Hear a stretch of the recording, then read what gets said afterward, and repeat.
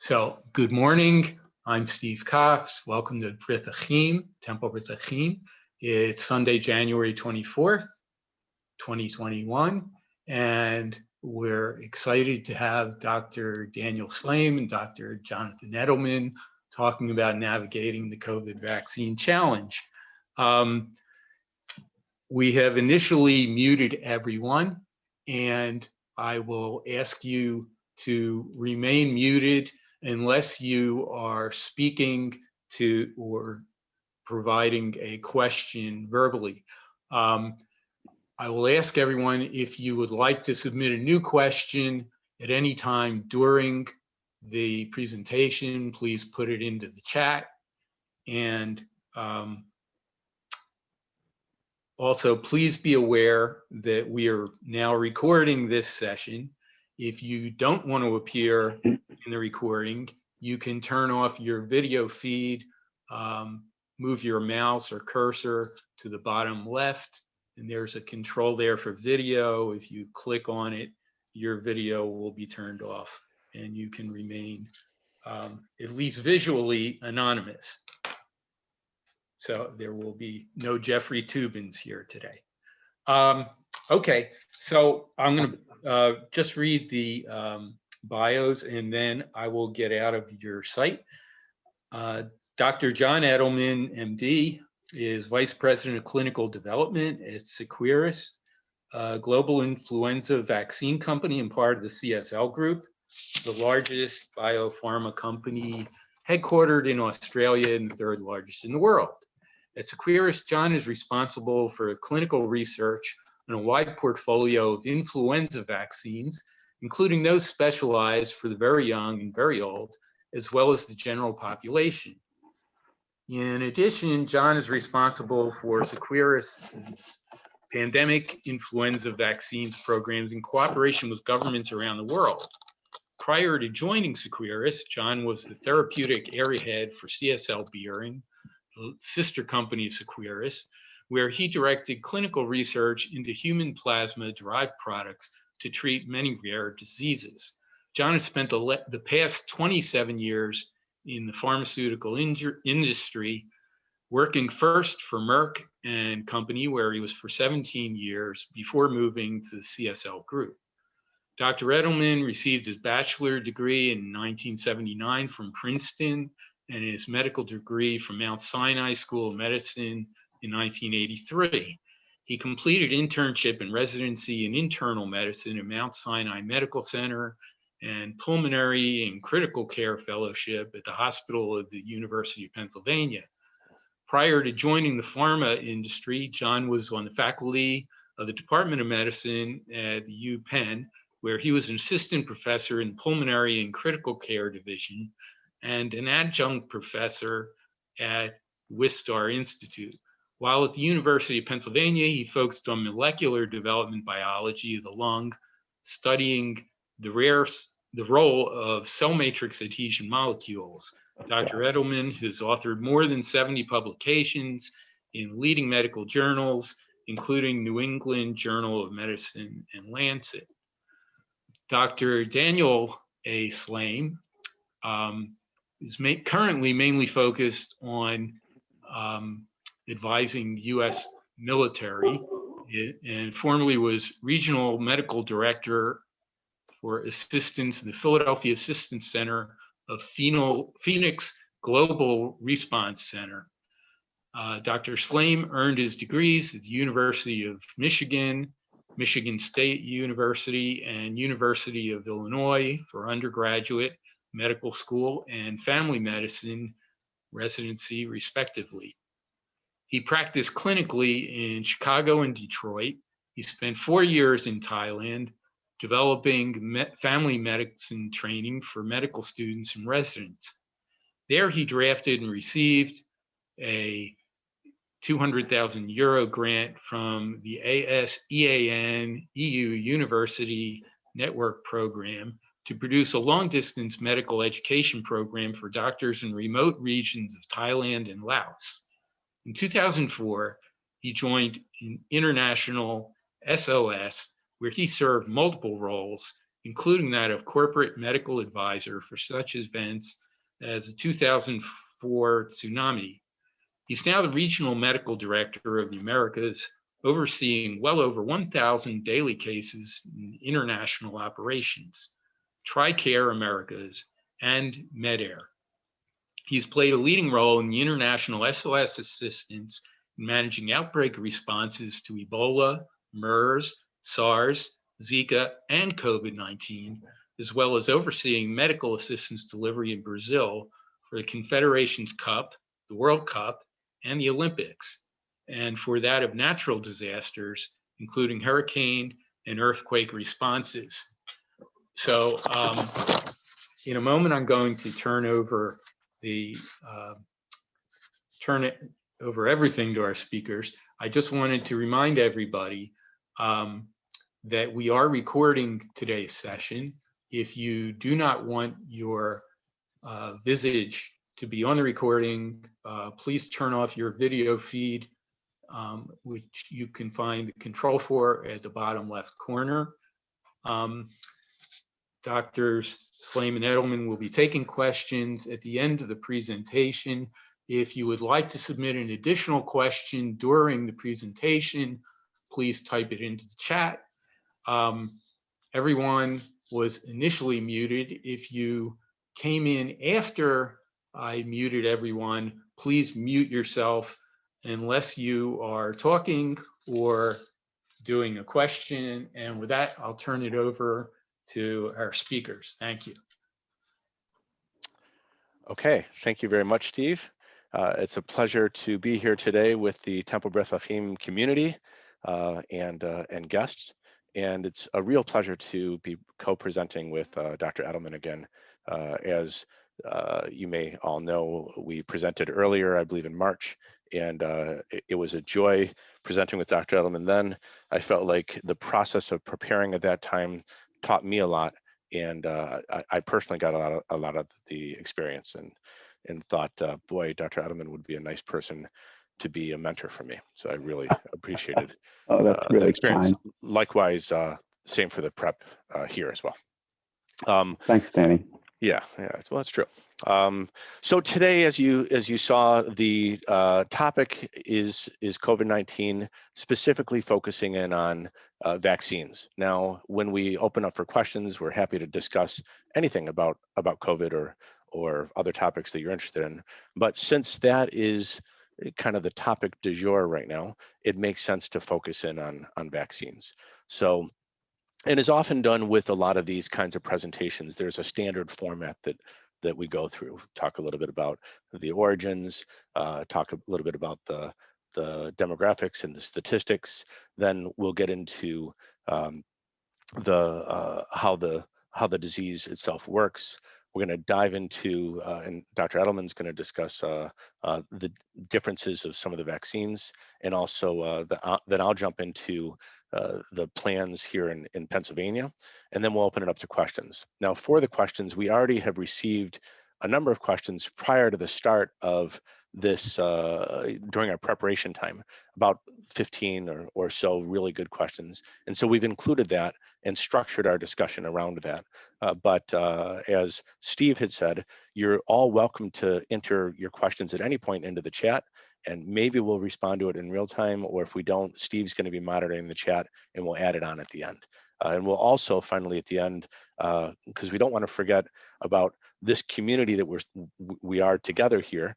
This is there's a Jewish perspective here as well. It's Temple Beth Achim, and we are going to end with having Rabbi Lazar speak on a few points of a particular Jewish lens to what we're doing here today. I'll also give a very important disclaimer. This is recorded, and today, at the end of January, we are sharing what we know as of this time. But we also know, just like any other dynamic process, things change, and they're going to change all the time. Right now, we just had a change in the leadership in our government, to the Biden administration. There'll be new recommendations that are coming out over the next weeks and months. So that means that what we say now, you should be prepared to know that that's the best information we have, but that'll change. and what we learn about vaccines over time will change as well. So that's something that we just all have to be flexible with. With that said, let's go ahead and move on to the next slide. Okay, the pandemic so far. Now, we're going to go ahead and try to discuss what happened if you start a year ago or a little further back, all in just a couple minutes. But in short, this COVID-19 is the name of the disease. What we're really talking about is a class of viruses called coronaviruses. By now, all of us are at the very least junior armchair virologist and epidemiologist because we watch and read on this all the time. But coronaviruses have been around since the beginning of humankind. There's a large family of viruses. It affects animals and it affects humans. Not all viruses that emerge on a regular basis, and viruses are always emerging and mutating. That's just the nature of viruses. Not all of them cause any. They may cause no trouble at all. Others can be quite severe. They may be severe and not spread anywhere and stay where it's at, and others will spread and may or may not cause issues. And this one, of course, does.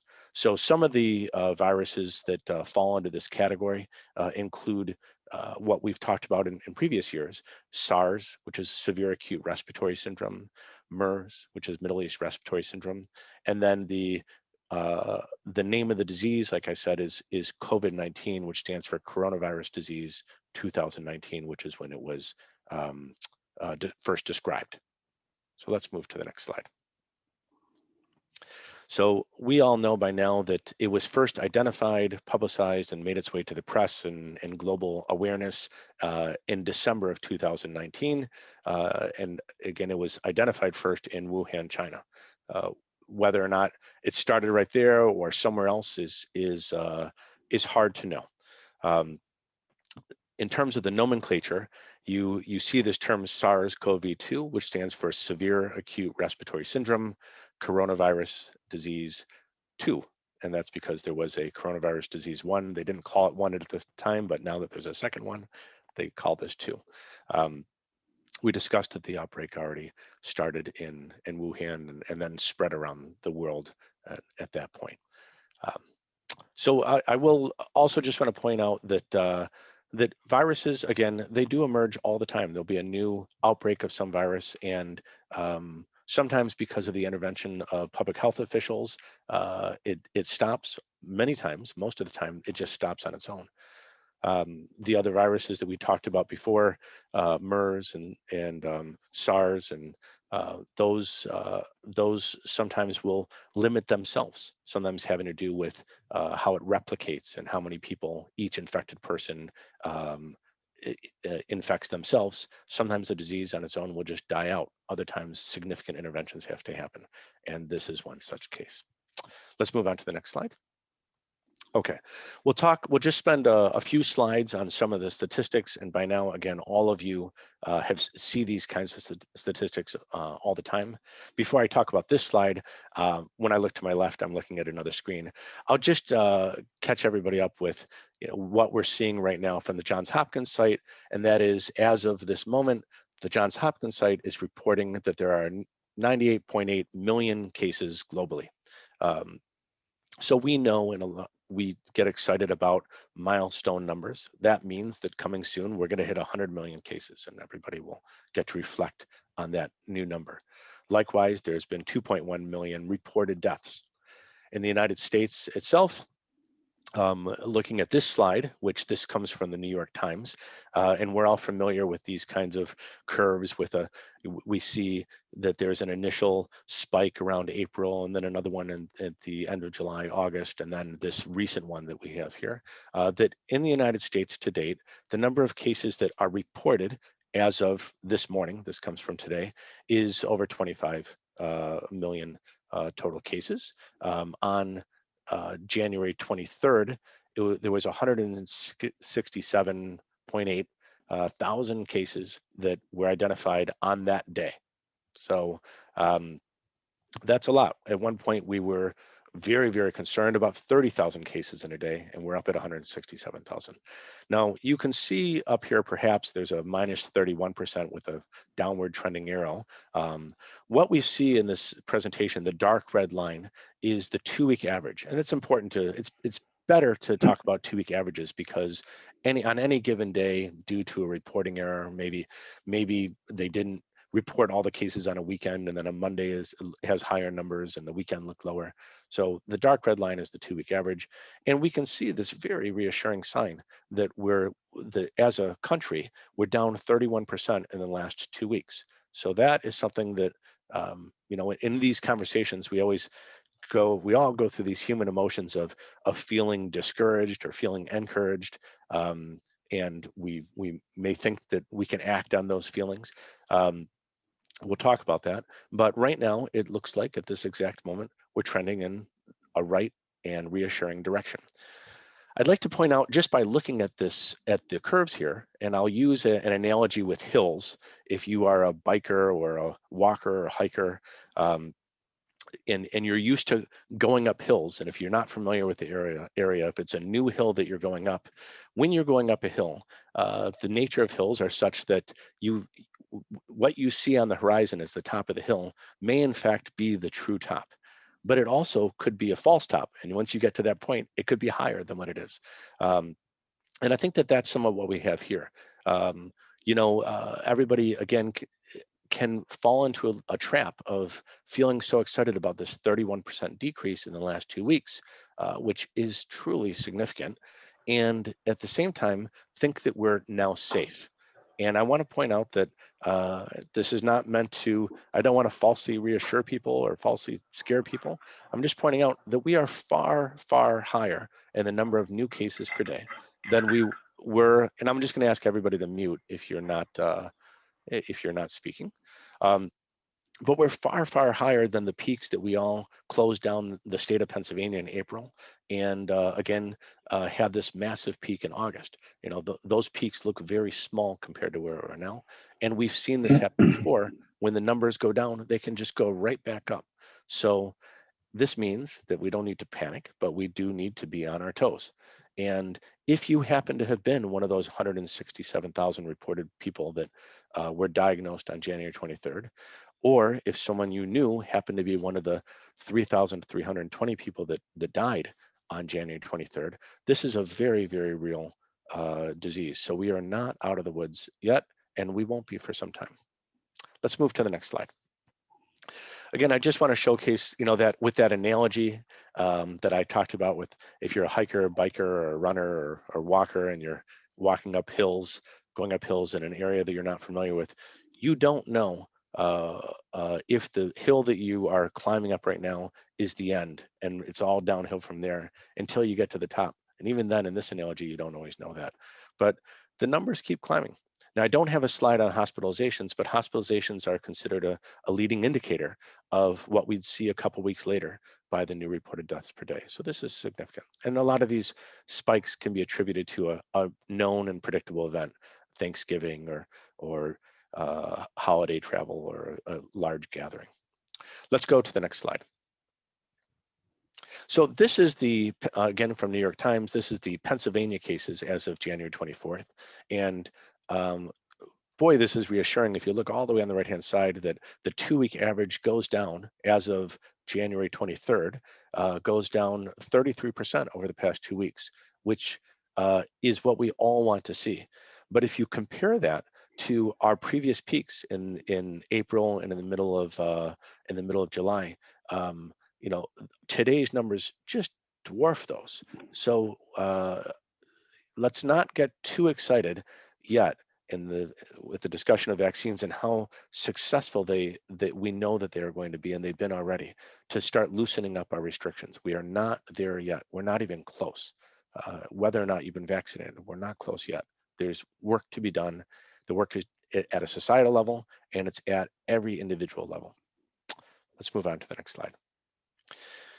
Now, here is the 5-county area of Pennsylvania. This is the data as of January 22nd, which is what was posted on the Pennsylvania website. And looking at any number on a given day is it can be a little bit of a distractor. We have to take it for what it's worth because that's simply what was reported on that day.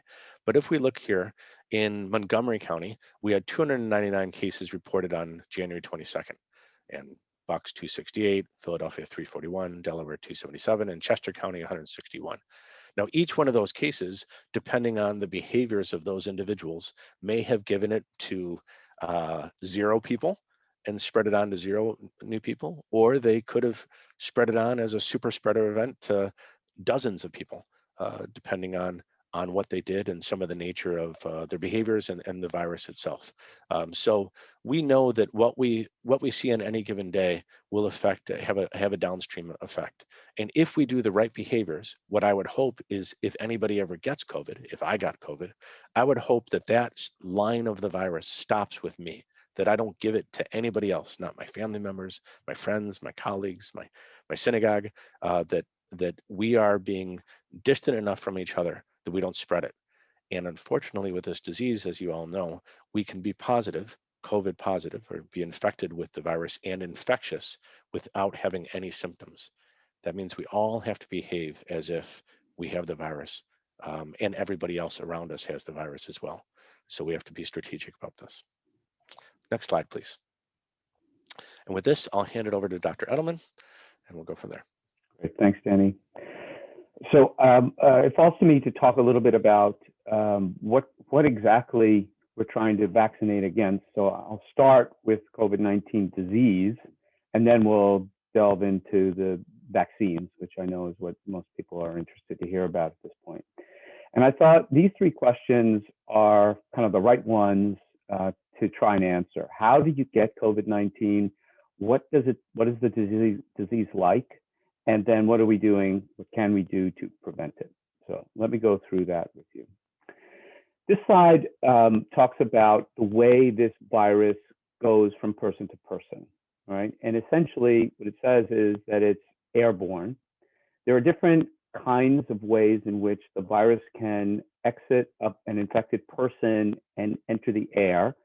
It can form an aerosol, which is a tiny particle, and float around in the air for some period of time. You could see that aerosols are less than 5 microns in diameter, so they're really tiny, and they're suspended in the air. Or it can be in a droplet, which is a bigger piece that goes in the air for a short period of time and then falls to the ground by gravity. And the distance over which a droplet can remain in the air is about 1 meter, or about 6 feet. And that's the reason for the recommendation of distancing at least 6 feet from one another, is that droplets should not be around in the air that long.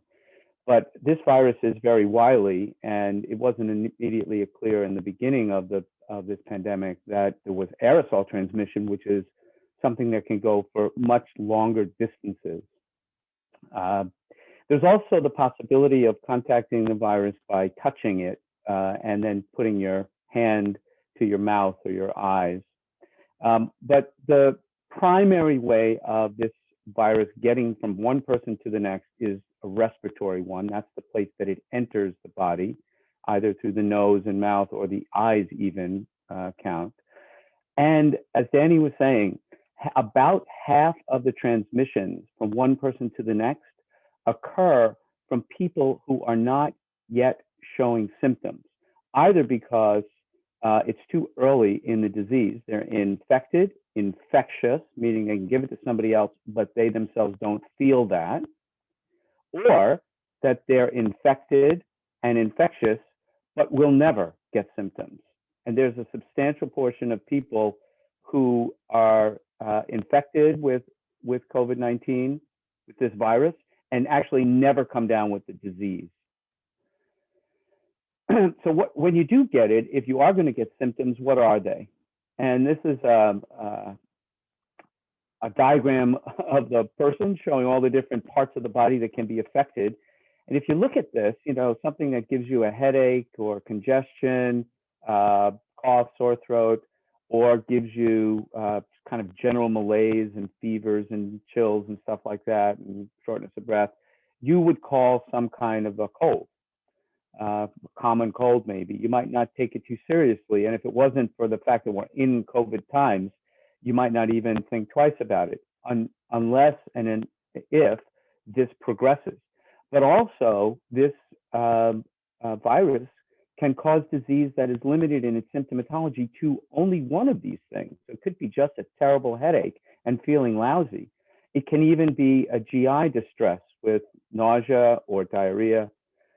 And one of the hallmarks that are a strong indicator that this might be disease caused by SARS-CoV-2 is the new loss of taste or smell. That's one of the more common things to happen.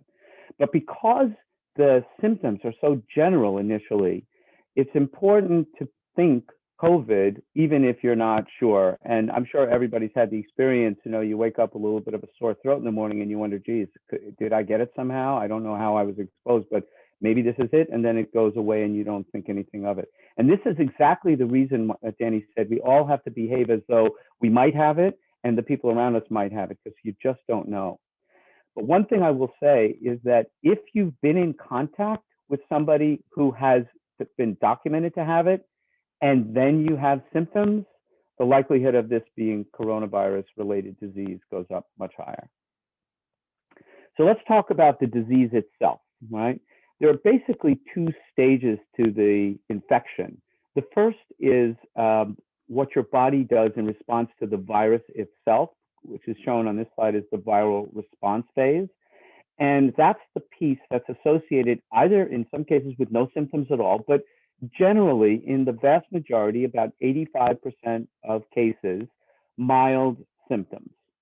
If the fever is present, it's not that high. If the cough is there, it's not that bad. In more significant diseases, people get short of breath. And for the majority, like I said, their oxygen levels remain high. But in about 10% of people, they get the symptoms and their oxygen level drops. And that is one of the indications that the disease is more prominent in the lungs, in the lower part of the respiratory tract, and is interfering with the basic functions of getting oxygen to your blood. But this viral response gives way to your body's response to the virus. And the body is trying to clear the virus. That's how it's working, right? Your immune system is combating this invader. And it does so by mounting an inflammatory response. And in the vast majority of people, 95% of people, that cures you. That clears the virus and you wind up with some kind of immunity. But in a small percentage of people, about 5%, the inflammatory response that your body makes actually begins to cause disease to you. Not just clears the virus is no longer the culprit, but your body's overreaction to the virus is the culprit. And that's the place in which people wind up in the hospital, in the ICU, developing severe lung disease leading to lung failure, heart failure, shock. And in a small percentage, we don't know exactly what it is, but probably less than 2%, probably in the end, it'll be less than even 1% death. And that death is a host inflammatory response mediated death by and large. We've been looking over the past 9-10 months since this all began for things to do to treat this disease. And what is shown on the bottom of the slide represents the therapies that have been tested and have shown some indication or definitive indication that they work, and where over the course of the disease they do work. So remdesivir, which was the first therapy to be approved, is better earlier in the disease, not in the early viral phase, which is mild, but once people develop shortness of breath, remdesivir seems to work, and it may have a benefit in the more severe diseases.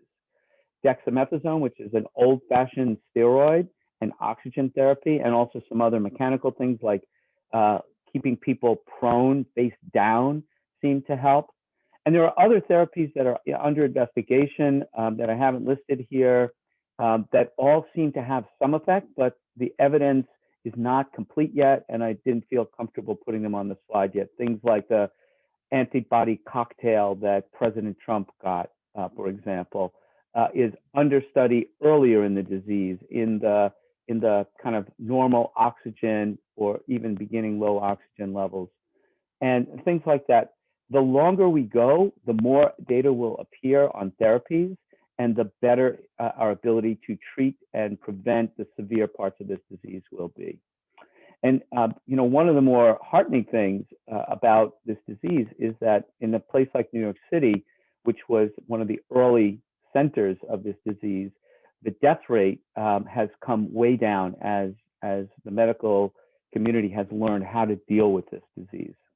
So that's encouraging.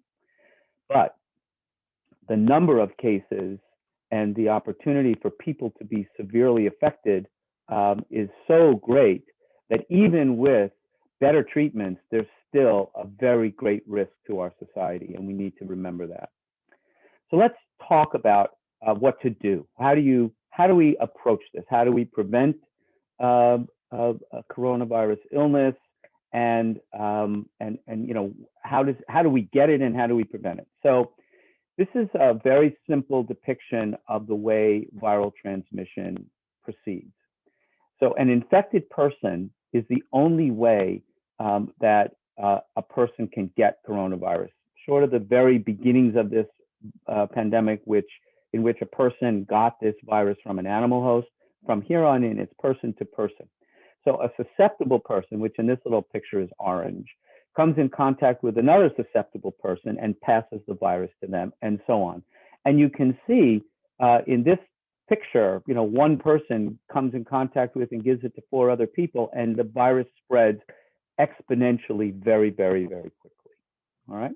So what we do about that are what Dr. Fauci calls mitigation measures, right? Hygiene, making sure we keep our hands clean, that we're aware of touching our face and things like that.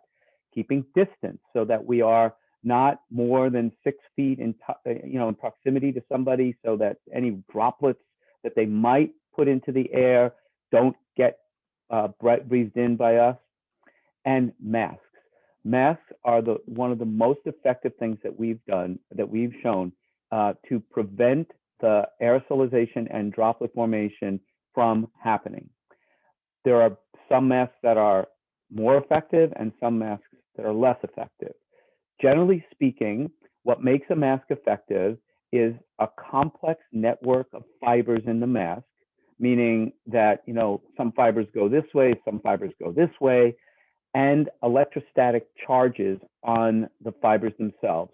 What that does is it makes it harder for the viral particles to pass from your breathing through the mask out into the air, because it's more complicated path to get through, and the virus sticks electrostatically to the charged pieces. So if you are making your own masks, multi-layer masks are good. And if you're buying them, 3-layer, the surgical masks are more beneficial. And the N95 that you read about, if you can get them, they have multi-layers, a complex fiber network, and are electrostatically charged. So that's kind of the basics that you need to know about masks. A mask that does not cover your nose and mouth is useless. A mask that has a venting port that allows you to breathe out more easily without fogging your glasses is useless. So, if you've ever flown recently, the airlines are saying if you show up with a mask that has a vent, you won't be allowed to board. At least some of the airlines are saying that. All right, so in addition to these mitigation preventive measures, we also want to make people immune. And there's basically 2 ways that people develop immunity to this disease. The first way is that they get infected and they get over it. And that generally creates immunity.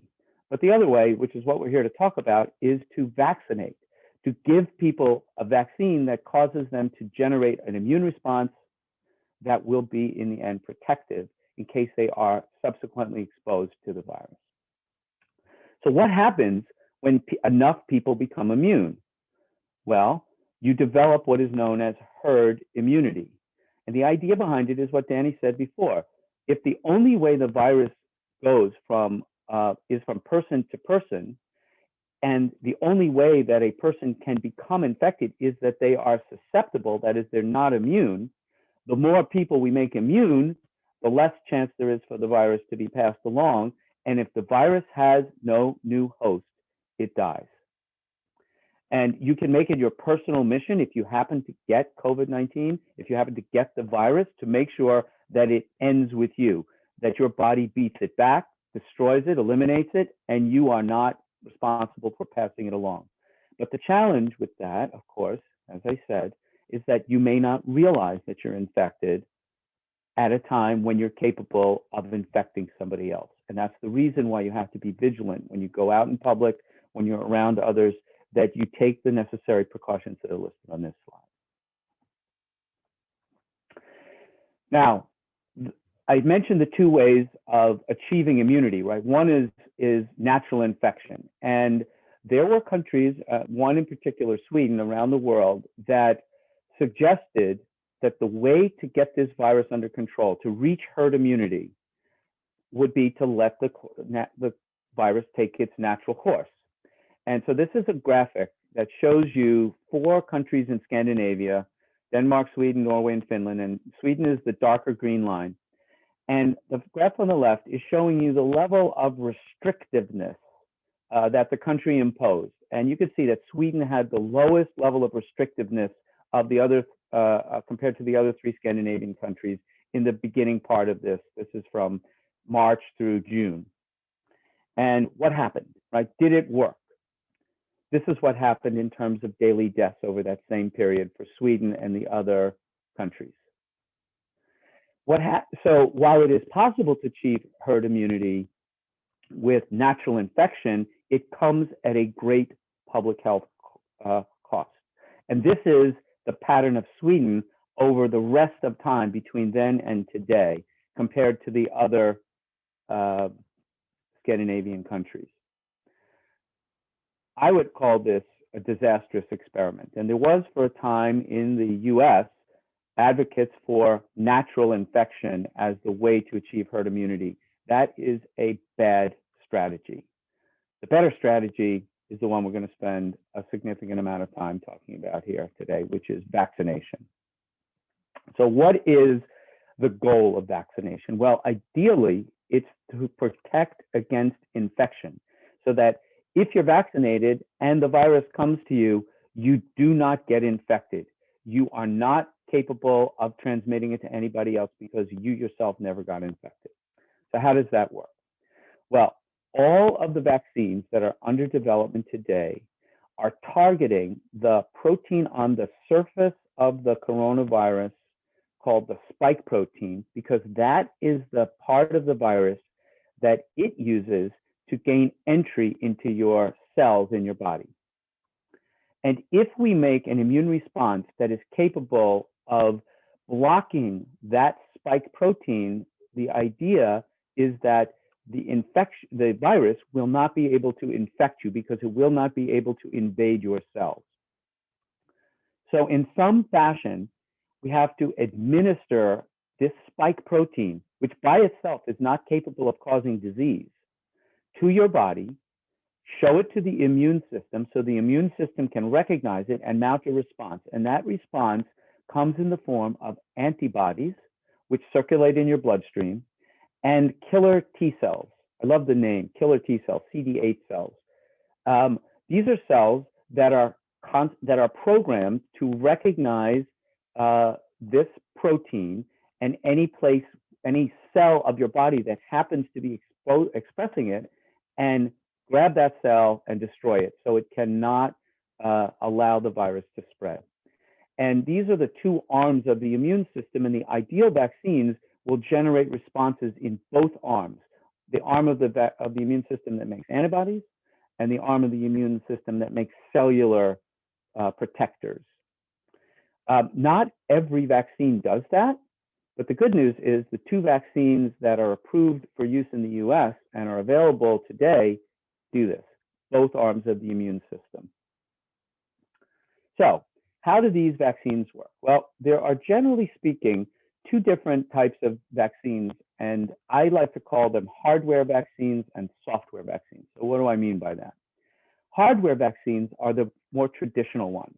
These are the vaccines that are made by creating just what you want the body to react to, just in this case, the spike protein, or maybe the virus itself. And there are two of these vaccines that are in development, neither approved in the US. One of them is approved in China. And what they do is either they create the spike protein, which the Novavax vaccine does, right? It's recombinant, it's synthesized. Or in the case of the Sinovac vaccine, they actually take the coronavirus, the SARS-CoV-2 virus, and they kill it, they inactivate it, and then they inject it into your body, and your body sees the right thing to react to. So it's the hardware, right? This is the material your body is meant to make a reaction to. The other kind of vaccine I call software vaccines, because rather than giving your immune system the actual protein, what these vaccines do is give your body the instructions on how to make the protein. And the two approaches here use RNA, that's the message that is directly is translated into protein, and those are the Pfizer and Moderna vaccines that are approved in the US. So the mRNA or messenger RNA is the code, the instruction to the body on how to make the protein.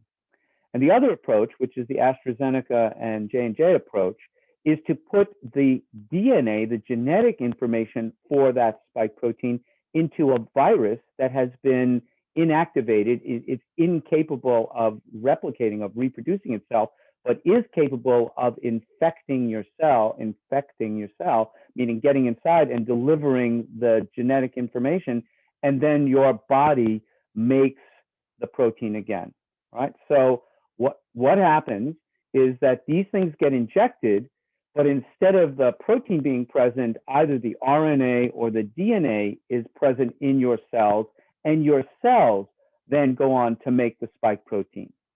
In either case, your body is exposed to the target that we're trying to make an immune response to, and with luck, that's what happens. You get antibodies, you get T cells, and you are immune. So I'm going to spend the next bit of time talking about the vaccines themselves that are out there. And I'll start with the two that are available in the US and approved. The first one is the Pfizer-BioNTech vaccine, BNT162b2.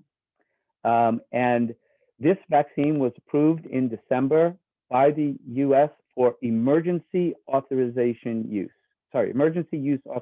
EUA, which means that it is not a fully approved vaccine yet. But because the need was so high, the FDA is allowing this vaccine to be administered to people with some conditions. And among those conditions are that additional data about the vaccine be collected. This vaccine is approved under this emergency use for people 16 years of age and older, and is actively being studied in children down as young as 12, but not younger. The dosage level is 30 micrograms of RNA inside the vaccine, and 2 doses are required, at least 3 weeks apart. Its presentation, which has been a lot in the news, is that there is enough vaccine in one vial to give 5 doses, and actually in some cases, I've heard reports that even a 6th dose is capable, but these vials must be kept ultra cold, minus 80 degrees centigrade or 95 degrees, minus 95 degrees Fahrenheit. For the majority of time, they can be removed from the ultra cold freezer and put in a standard freezer for up to 5 days. But when they're used, they're then thawed and used, and they need to be used within 6 hours. So in order for this vaccine to be used properly, there needs to be a lot of coordination, a lot of practical aspects of this vaccine. All right, so the next slide that I'm going to show you is the result of the Pfizer efficacy study, their big phase 3 study that enrolled over 40,000 subjects. I had included a slide that somehow got dropped from this to give you the basics of a clinical trial to determine whether or not a vaccine works. I'm going to speak to it in words because I don't have the picture. So try to imagine this in your mind. A trial of a new vaccine asks for volunteers to be vaccinated at random with either the real vaccine or a placebo. And in the case of the Pfizer study, in fact, all of these studies that for the approved vaccines, Pfizer and the Moderna, the half of the recipients received the actual vaccine, and the other half received a placebo, which was saline. So in other words, nothing. It was inert. It didn't do anything. And then these people are followed over time to see what happens to them in two different domains. The first is whether there are any side effects. And in particular, they're looking at the side effects that occur within the first period of time, 1 to 2 weeks after the vaccine is given. And because there are 2 doses of the vaccine, we look for the first 7 days after the first shot, and then the next, after the next shot, another 7 days for the side effects. And long-term to see if there are any unusual things that happen weeks and weeks later. The other thing is these volunteers are followed to see if they get COVID-19. And when enough of them do get COVID-19, then the study is capable of seeing whether there's a difference in the people who were vaccinated with the real thing and the people who were vaccinated with the placebo in who actually got COVID-19. And unless people get the disease, the study cannot answer the question. So as awful as it sounds that some of these volunteers had to come down with COVID-19 in order for this study to be answering the question, that's exactly what happened. So here are the results of the Pfizer vaccine. So the first dose was administered at day 0, that's the leftmost part of this graph, and the second dose in day 21. And the blue line represents the people who were in the Pfizer vaccine, got the real Pfizer vaccine. And the orangish line represents those people who got placebo. And every point on this graph represents a case of COVID-19. And every time there's a new case of COVID-19, the line goes up a little bit. And at the end of 112 days, what you can see is that there were many, many more placebo subjects who got COVID-19 than people who got the Pfizer vaccine. And if you want to know what that translates to, you've heard it in the news, 95% efficacy. That is astonishing benefit, right? If you look at the subject numbers, which is to the left, the N, 8 people in the Pfizer group, in the Pfizer vaccine group, got COVID-19 compared to 162 in over 34,000 people who were evaluated this way. Now you'll notice that at the leftmost part of this graph, that the blue and the orange lines are not really discernible. So here's a blow up of that. What it shows you is that for the first around 11 or 12 days, the rate of accumulation of COVID-19 cases was pretty much the same between those people that got the Pfizer vaccine and those people that got the placebo. And then starting at about day 12, these curves begin to separate, right? And what it means is that even after the first dose, it takes some time for your body to react and to bring a level of protection. But even after the first dose, the body is beginning to show signs that it can fight off this virus. The rate at which it can do that is around 50%, and there's absolutely no reason to think that it's good enough when with a second dose, you can achieve 95% benefit. So there's no thought process that says one of these doses is enough. If you get the Pfizer vaccine, for that matter, if you get the vaccine, any vaccine, you must follow the recommended dosing, meaning if it's a 2-dose regimen, you must go back and get the second dose. All right, what about the other element that is followed, which is safety? I'm going to just show you 2 pieces of data. One about the pattern of effects that are observed over time, which is what this shows you. So this is the first 7 days for younger people and older people, younger people on the top, below 55 years of age, and older people above 55 years of age on the bottom. And I think what you can see is that the majority of the side effects that you experience, which the big ones are fatigue and headache, chills in some people, some muscle pain, occur around day 2, right? This is the percentage of people that experience it. Around 50 to 60% of people get some effect of the vaccine, but it wears off pretty much 2 days, 3 days. And then there's a few people that have symptoms that go out to the 7th day, but not very many. And this is data about dose 2. Dose 1 looks pretty much the same, but I'll show you that for the Moderna vaccine in a few minutes, the pattern is a little bit different. This is pretty acceptable considering the level of benefit. So the risk benefit, if you will, for this vaccine is overwhelmingly positive. What about death? Were there any in this study? And in fact, in 43,000 subjects, there were 6 deaths. None of them judged by the investigators to be related to the vaccine. And in the case of the Pfizer study, none from COVID-19. In fact, there were more deaths in the placebo group than in the Pfizer vaccine group, but these were deaths that happened in people for reasons unrelated to COVID, heart attack, stroke, things like that. All right, let's talk about the Moderna vaccine.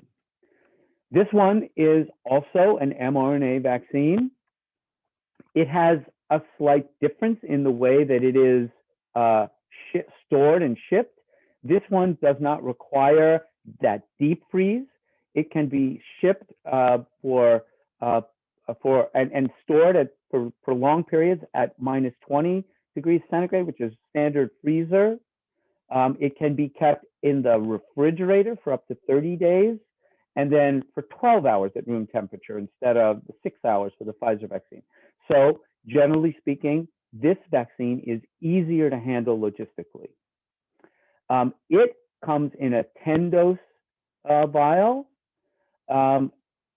Related to reasons of when you puncture the vial, how long the vial is guaranteed to be sterile, to be safe, that's where you have to use the vial within 6 hours. So even though you could keep the vial for 12 hours at room temperature, once you start using it, you really have to have the efficient system set up. And if you're going to give your 10 doses, you've got to have your 10 people lined up and ready to go within 6 hours. The vaccine, like the Pfizer one, can be taken straight out of the vial and given. The dose is 1/2 of a milliliter, 0.5 mL. And this vaccine also requires 2 doses, 4 weeks apart. This vaccine dose is 100 micrograms, so more than 3 times the amount of RNA in this vaccine. Moderna undertook a very similar study design to the Pfizer one, so I'm not going to describe it again, but they had their volunteers, half of them were vaccinated with the Moderna vaccine, and half of them were vaccinated with placebo, and their study showed remarkably similar results. It's the same kind of graph. The first dose at day 0, the second dose at day 30, day 28. And again, in the very beginning, in this graph, it's hard to see, but around up to day 10, the 2 lines don't separate. But beyond day 10, these lines begin to separate. And again, this represents almost 95% efficacy. This is a complete validation of the value of the approach to vaccination that I believe is going to change the way in which we approach vaccines in the future. The ability to activate both arms of the immune system to this level is something that will be tested in other diseases to see if it can be repeated. But for coronavirus, this is an extremely positive result as well. And as similar to Pfizer, the side effect profile that you see was fairly similar between the younger and older. In this case, Moderna's vaccine safety data is divided at 65 years of age. Fatigue and headache are the big ones, with some muscle pain and joint pain. And these numbers are somewhat higher than the placebo subjects, but not terrible. And this is after the first injection. And now what I'm going to do is swap out the placebo group for the Moderna vaccine second, so you can compare the first and second. And I think what you begin to see is that in the Moderna vaccine, it looks like the second vaccination is a little bit worse in terms of safety than the first vaccination, but not much. The colors in these bars represent the level of intensity of the side effects. So the dark green is the lowest, and the lighter green is next, and then the yellow is what moderate severity. And you can see that you barely see any yellow after the first dose, and you see a little bit more yellow after the second dose. So, but this is the population data. I've talked to many of my colleagues who've gotten both the Pfizer and the Moderna vaccines, and there's a gamut of responses. Some people get the Pfizer vaccine and say, oh, my arm was sore for more than a couple of days, and I felt terrible. Others, nothing. Same with the Moderna vaccine. I didn't know anything. I felt a little pinch. Maybe my arm was a little bit sore, but that was all. Or, I felt I had a terrible headache for 2 days. It's highly variable. This is the data for populations of tens of thousands of people. What about deaths in the Moderna study? There were more. There were 13 deaths overall, evenly divided between the two groups. And in this case, there was one death that was due to COVID-19 in the placebo group. Now, I don't have data to show you, but neither of these studies had a large number of people that developed severe disease, hospitalization, leading even to ICU admission. But where they did have these cases, they were almost exclusively or were exclusively in the placebo group. This is very good news. It's too small a data set to know with 100% assurance that the vaccine not only prevents you from getting sick, but it also prevents you from getting really sick, but it's leading in that direction. Let me just spend one slide on the other two vaccines that are probably soon to be available in the US. One is the AstraZeneca Oxford vaccine, which is already approved for emergency use in the UK.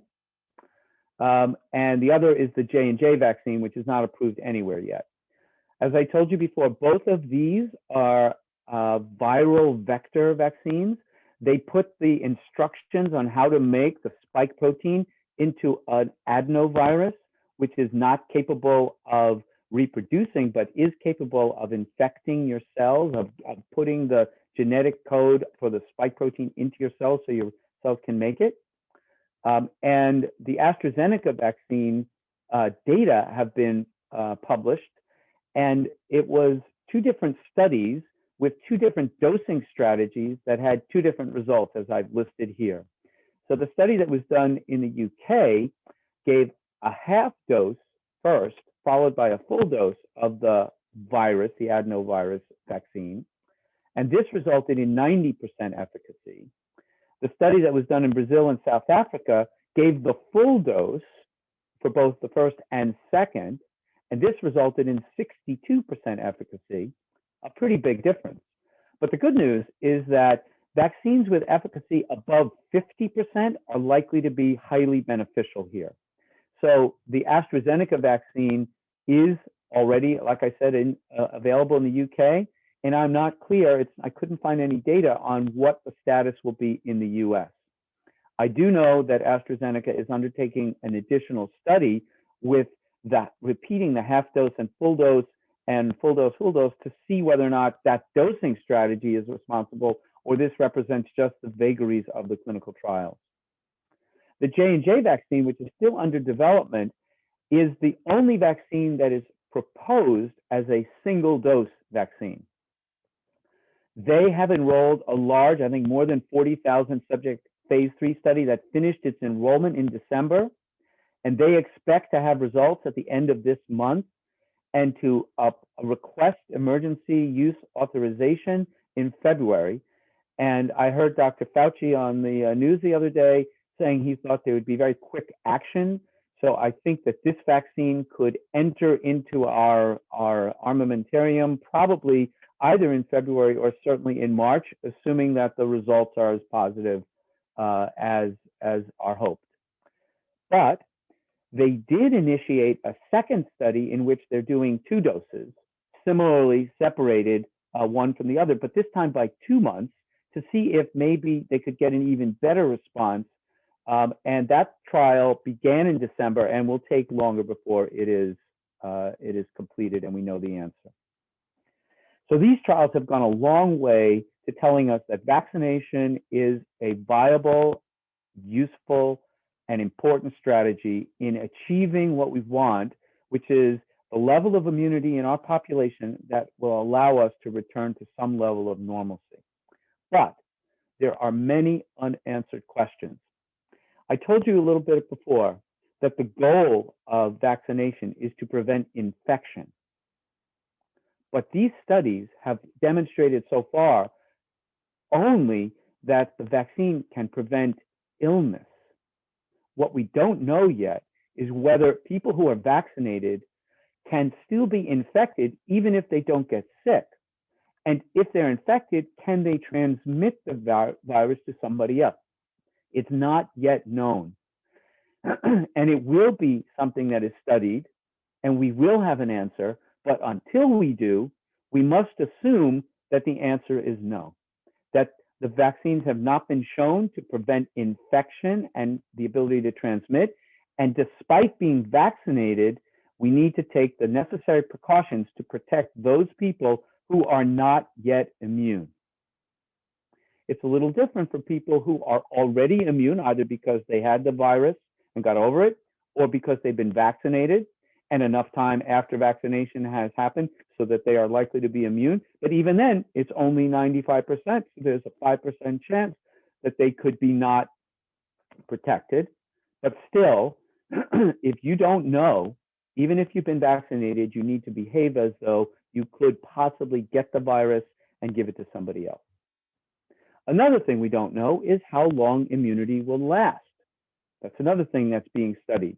The subjects who were vaccinated in the Pfizer and Moderna vaccine, as of today, have been vaccinated for around 5 months, give or take. And what ideally we'd like to see is that the vaccine benefit is lasts for a year or more than a year. We don't know that yet. And so as time goes on, if the vaccine benefit is wearing off, then people could potentially become infected again. Although I will say that there are very few cases documented of repeat infections. It looks like, from natural infection anyway, that once you've gotten this virus once, you will not get it again in any meaningful way.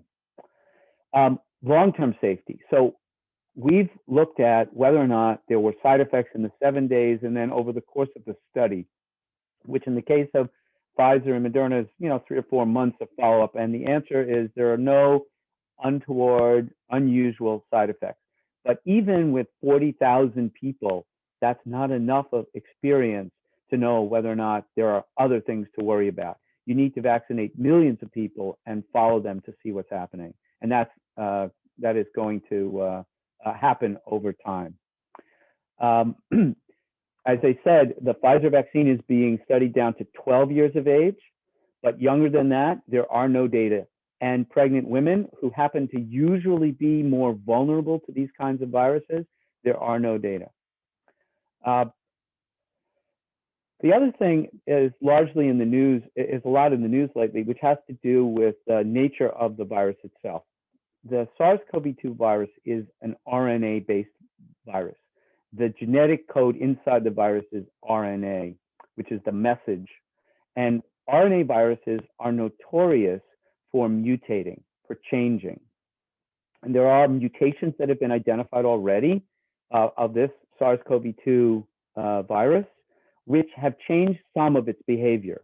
And the one that's gotten the most attention are the variants of the virus that were isolated in the UK, in South Africa, in Brazil, that have increased their ability to infect.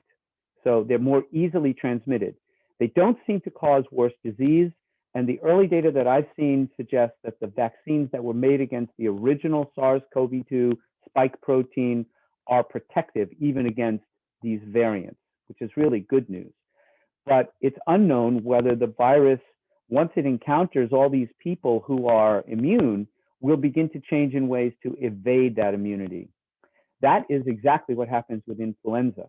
The influenza virus keeps on changing such that even if you're vaccinated, the next year's strain has enough change that it can get around your immunity, and you need to be vaccinated year after year. It's unknown yet whether that will be true for SARS-CoV-2. With that, I'm going to turn it over to Danny to talk about vaccination plans for Pennsylvania. Okay, thank you very much. Yeah, I see some clapping there. I would echo that as well. Extremely informative talk. Thank you. Okay, so the vaccination plans for Pennsylvania. I'm going to go ahead and show you in the next series of slides what the current recommendations are.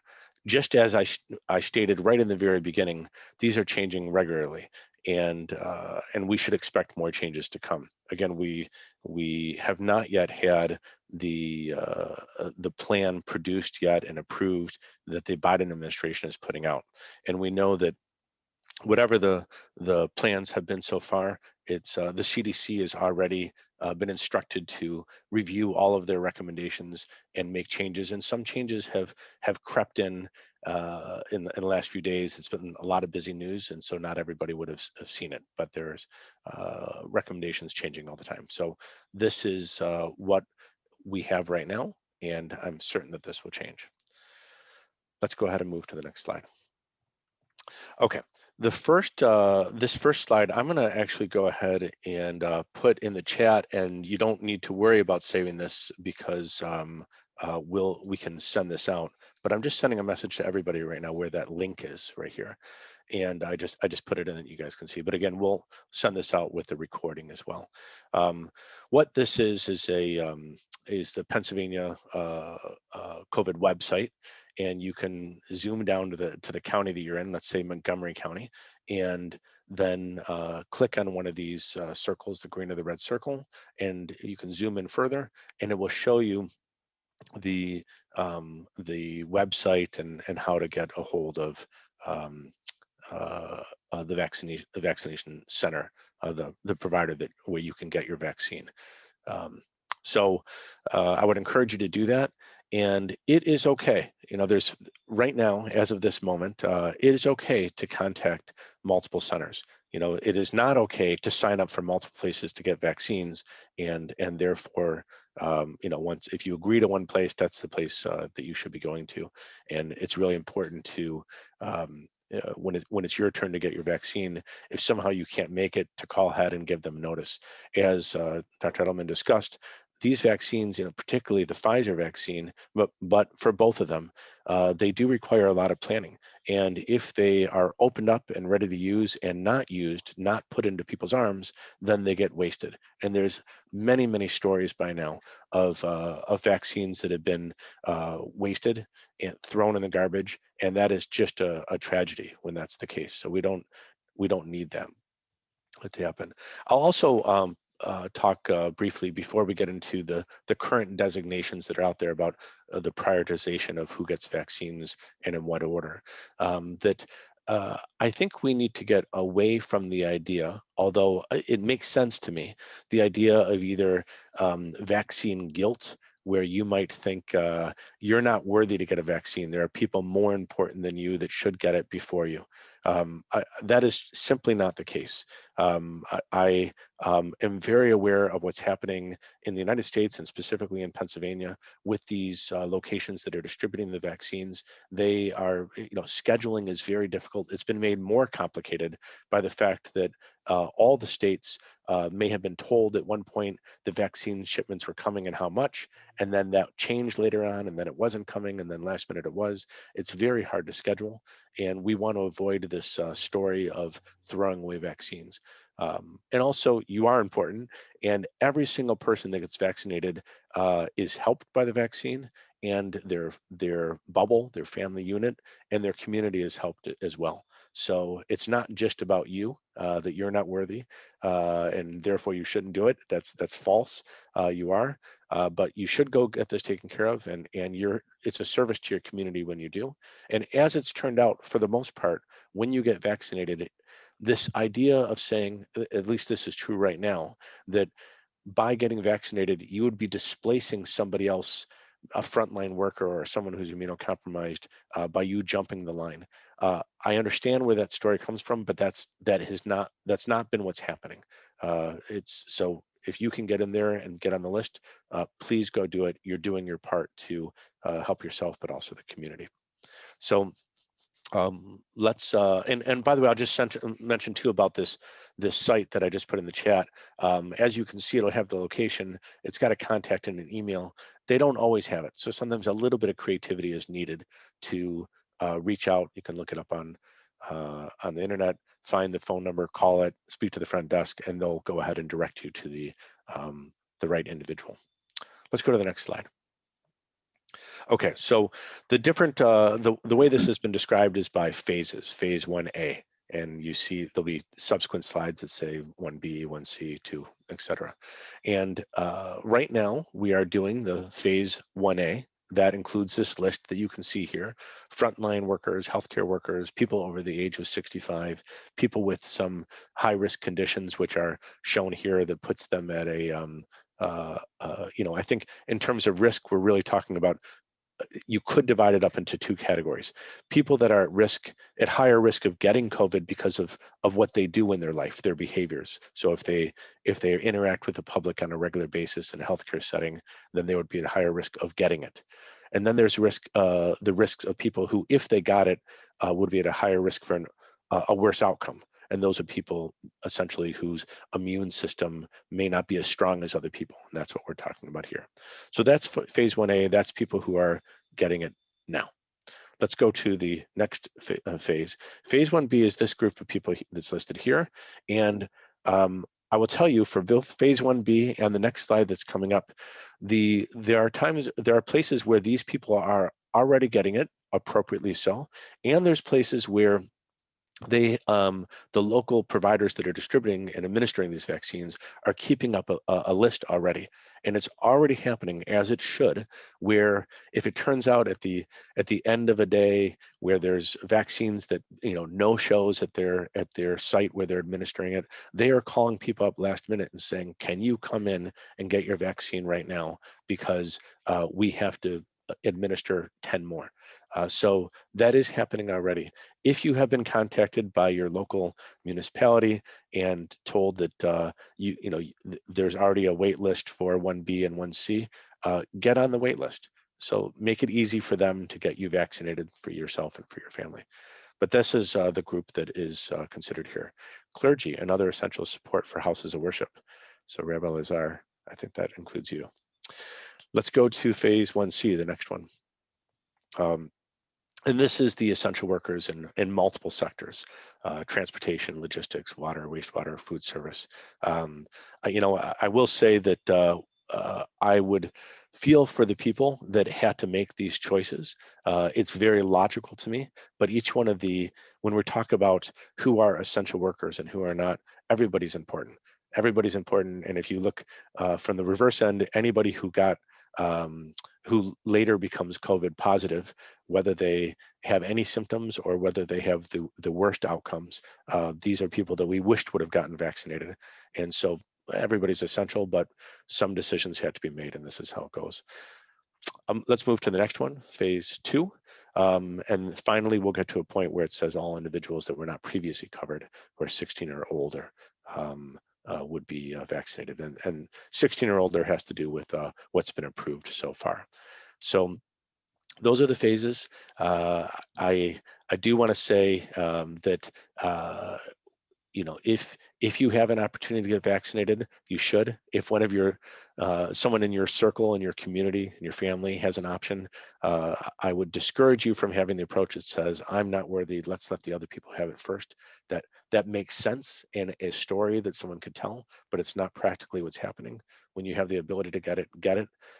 Likewise, I wouldn't, and I've heard Anthony Fauci say this, and I've heard other people who I respect as well. When you say, which vaccine should you get? Should I get the Moderna or the Pfizer or the Johnson & Johnson when it comes, et cetera? The answer is get the one that is available first. They're all very, very good. And the differences that we talk about are at this point inconsequential. It's better to get vaccinated. I'll also say too about that phasing that Anthony Fauci, who we keep mentioning, that's just because he's a well-known name, but others too, looking at what's happened, have come to the conclusion that in fact we may have been too regimented about prioritizing which group should get it first. And by implementing that, especially without a solid distribution infrastructure in place, we may have actually slowed down the vaccination process. So again, the point is, let's get ourselves vaccinated. When you get vaccinated, you'll get a card that looks just like this. It will say, and you'll get this card, you'll want to save it. It's going to go ahead and say the manufacturer that the vaccine you got. It'll say Moderna, for example, or Pfizer, and it'll say the date and the time for your return.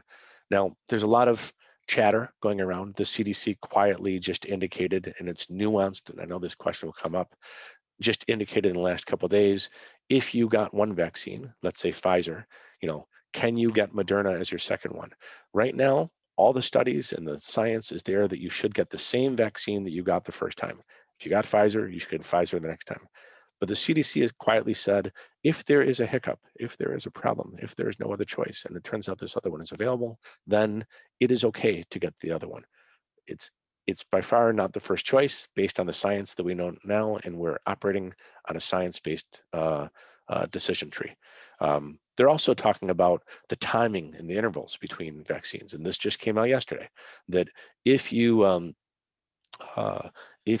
if you don't get it in the 3 or 4 weeks intervals, which is what was studied and is what we should try to do, there is still some time. By the way, I just want to go ahead and tell anybody that's got their camera on that doesn't mean to have their camera on, go ahead and turn it off. Let's just see if I can, there you go, I just stopped that. So, but this is the card that you'll get, and you'll save it, and it'll have the lot number. And the lot number too, that means that the number that is on the vial of Moderna or Pfizer that you have is important to keep, because sometimes there'll be some tracking or communication that comes out later. Okay, let's go ahead and go to the next slide. Oh, can you go back one? Oh, sorry. There you go. Do's and don'ts while you wait to be vaccinated. Well, there's a lot of these, and more of these will come out as we go on. But you are still going to be asked to behave in the exact same way you behaved before you were vaccinated. And this is a really important point, and maybe one of the most important points that come out of this in terms of what we as individuals and what we as a group do. You still need to wear a mask when you are outside of your bubble. You still need to have the proper hygiene, take the proper hygiene measures. So don't get other people infected. We don't know with 100% certainty that you couldn't get someone else infected. That even though you're vaccinated, it could mean that it just has stopped the symptoms, or the most severe symptoms. You could still potentially get it and transmit it. I know that's a little bit of a mixed message, but it's true. And likewise, once we get into, from a community perspective, once we get into a phase where some people are wearing masks and some people are not, it's hard to distinguish. Do those people end up getting vaccinated or not? And it may send a message to people that it's time to take off your masks, and it's not. There's still the rules about isolation that you have to do.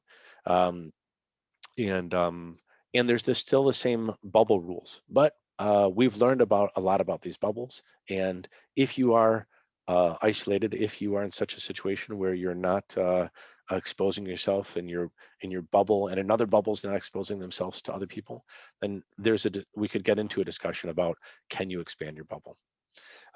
Don't. It's still the same thing. Remain indoors for extended periods of time, shopping, eating.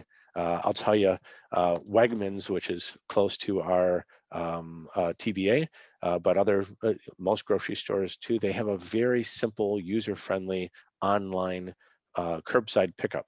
And I would encourage you all to try doing that. It's really easy. And you never even have to get out of your car. You do it all online and you don't have to go into the grocery store. So we want to be looking for ways to avoid being part of this spreading cycle. And then don't change your behaviors around people who've not been vaccinated. All right, let's move to the next slide.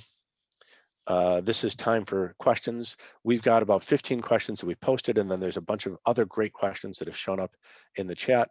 And I've been recording those as well. So some of those, if there's interest, I could share a screen to answer some of the questions that have been out there.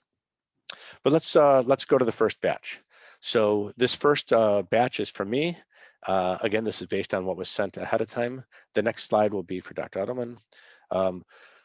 Who will be distributing the COVID-19 vaccine to the public? Well, there are a lot of different groups. There's hospitals, there's individual doctors, clinics. There are fertility clinics. They happen to have good refrigeration there. There are pharmacies that are doing this. You know, all the chain stores, the Walgreens and CVS will be included. And I expect this to change over time. There may be in Singapore, there's a group where they went ahead and took a lot of the flight attendants who are no longer working as flight attendants. They're great with service, and they're training the flight attendants to give those as well. And who better to understand the service needs of the people around them. So there's probably a lot of creativity that will be coming soon. How and when will the COVID-19 vaccines be distributed? Again, that's a work in progress. We already talked about the different phases, but we anticipate that all this will be enhanced in the very near future. Do you know if in Pennsylvania we will be able to get the vaccine from a primary doctor rather than a CVS or Walgreens pharmacy? Not anytime soon. I wouldn't assume it. So what I would say is go to the place in your community where you're eligible, that should be the county that you live in or the county that you work in. Those are the two preferred places to get it. What's the timeline for different populations scheduled to receive the COVID-19 vaccine? Again, that depends on the what becomes available. Quick math here is that the Biden administration has said that they want 100 million vaccines in the first 100 days. Just remember that 100 million vaccines, for the vaccines that are available now, everyone needs 2 vaccines. So that could mean 50 million people. You could play around with the math for a little bit, and you could say, what if 2/3 of those 100 million shots are people who've gotten, you know, a series of 2 shots, and 1/3 is someone who's only gotten 1. It actually might only cover about 14% of our population, if that's what it is, 100 million shots in 100 days. So if you think of 100 days as a quarter, multiply that times 4, we're still at a very small, we're not at anywhere near so-called herd immunity within a year. Now, if we ramp it up, that will be great, but that's still just a starting point. And that also should put things in perspective, that we are not out of the woods yet. It will be some time before we're vaccinated, so we have to act that way. What's the timeline for the different populations? We've already discussed that. Will we know if we're receiving Pfizer or Moderna vaccine? They may be able to tell you that when you're scheduling your appointment. I wouldn't let that stop you from getting the vaccine. Yeah, they were saying they're all efficacious and safe, so yeah. it doesn't really matter. Yep. If your first dose is one brand, must the second dose be the same brand? At the time of this conversation right now, it is recommended, and the science is there to show that you should get the same brand the first time manufacturer as you do the second time. There is a chatter about, from a large scale public health point of view, if circumstances arise such that it's a different brand the second round, and if you don't do that, it could be quite some time before you get it, then there are circumstances where they say it's okay to mix and match. Again, we're thinking about ourselves as individuals, but also as a large community and what we want to have happen. We have to, because it's a pandemic, we have to think about ourselves as a community as well. Let's go to the next slide. So just, I'll pick it up from there, but just one point on the slide that you didn't speak to specifically is about whether you need a doctor's order, your doctor's order to get the vaccine, and the answer is no. If you're eligible, you can get scheduled, and while technically there is a medical approval, it's not necessary for you to do anything. It'll be part of getting vaccinated. And as you saw on the card Danny showed, you may not know what vaccine you're going to get until you get there, but once you go, you'll know which one you get. It'll be written down on the card. All right. Are these for me? I think they are, right? Yes, they are. Yeah. All right. So is one brand of vaccine better for certain people than the other? And the short answer to that question is no. There is emerging information coming about whether either the Pfizer or the Moderna vaccine have a higher likelihood of an allergic reaction among people who are themselves allergic or highly allergic. And what I can say is that while the news picked up examples of people having an anaphylactic type reaction to the Pfizer vaccine when it was first administered to people in the early days, that has not continued. Yes, there are allergic reactions, but there's not really any difference between Moderna and Pfizer that I've been able to determine. And it's too soon to know whether that represents anything more significant. So my conclusion is, as Danny has said previously, if you are called upon, go get an appointment, go and get it, and don't try to push it one way or the other in terms of which vaccine you get. So this is a really interesting question. I'm wondering if I get vaccinated, can I still pass on COVID to others I come in contact with that haven't been vaccinated with? And the short answer is we don't know. I say scientifically, the likelihood is lower once you've been vaccinated, but it's not out of the realm of possibility. And because we don't know the answer, you need to behave in what I consider to be the responsible way and assume that it is possible for you to pass COVID on to others, even if you've been vaccinated, with the exception of others who've been vaccinated. People who have been vaccinated should, in theory, have the same level of protection. Is that foolproof? Absolutely not. These vaccines are not 100% effective. 95 is pretty good, but it's not 100. What are the common side effects of each vaccine? I've heard that people have a stronger but non-life-threatening response to the second dose. I showed you the data from Moderna. I think that's true. What is acceptable in terms of tolerability, if you will, about a vaccine is very different for COVID than it would be for, let's say, a regular annual flu shot. If you're knocked back for a couple of days because you feel crappy after getting vaccinated for COVID, I would say that's okay. You can live with that. A couple of days down, even if you can't work, you'll get better, and the benefit is there. That might not be the same as it is for COVID, for a pandemic, for, let's say, seasonal influenza. And that's the kind of thing that we're going to have to pay attention to. If this virus turns out to be an annual pest and we have to vaccinate every year, these vaccines with 95% benefit, they may not be as acceptable to the general population. But for now, I think the side effects are a little bit worse for the second dose, at least for Moderna, but not anything to be concerned about. So I would say these are acceptable. I wouldn't use the word normal. I'd say acceptable tolerability profile. What can we expect from the AZ vaccine in terms of effectiveness and safety? So I showed you the data, or I told you the data. It's highly variable depending upon what the dosing strategy is, and I'd say it's too soon to answer the question. And it may be one of the reasons why this vaccine is not, at least in the news from AstraZeneca, talking much about its showing up in the U.S. do any of the vaccines, Pfizer, Moderna, AZ, appear to be significantly safer than the others for people with anaphylaxis? I covered that. The answer is no, I don't think so, at least not yet. And then about the J&J vaccines, where do they fit into your slide with the various vaccines? How are they classified? It's the software vaccine. It's an adenovirus-based vaccine, and it's a single dose in theory. But as I said, they're testing a second dose, which makes me think, they think there might be a benefit, further benefit from a second dose.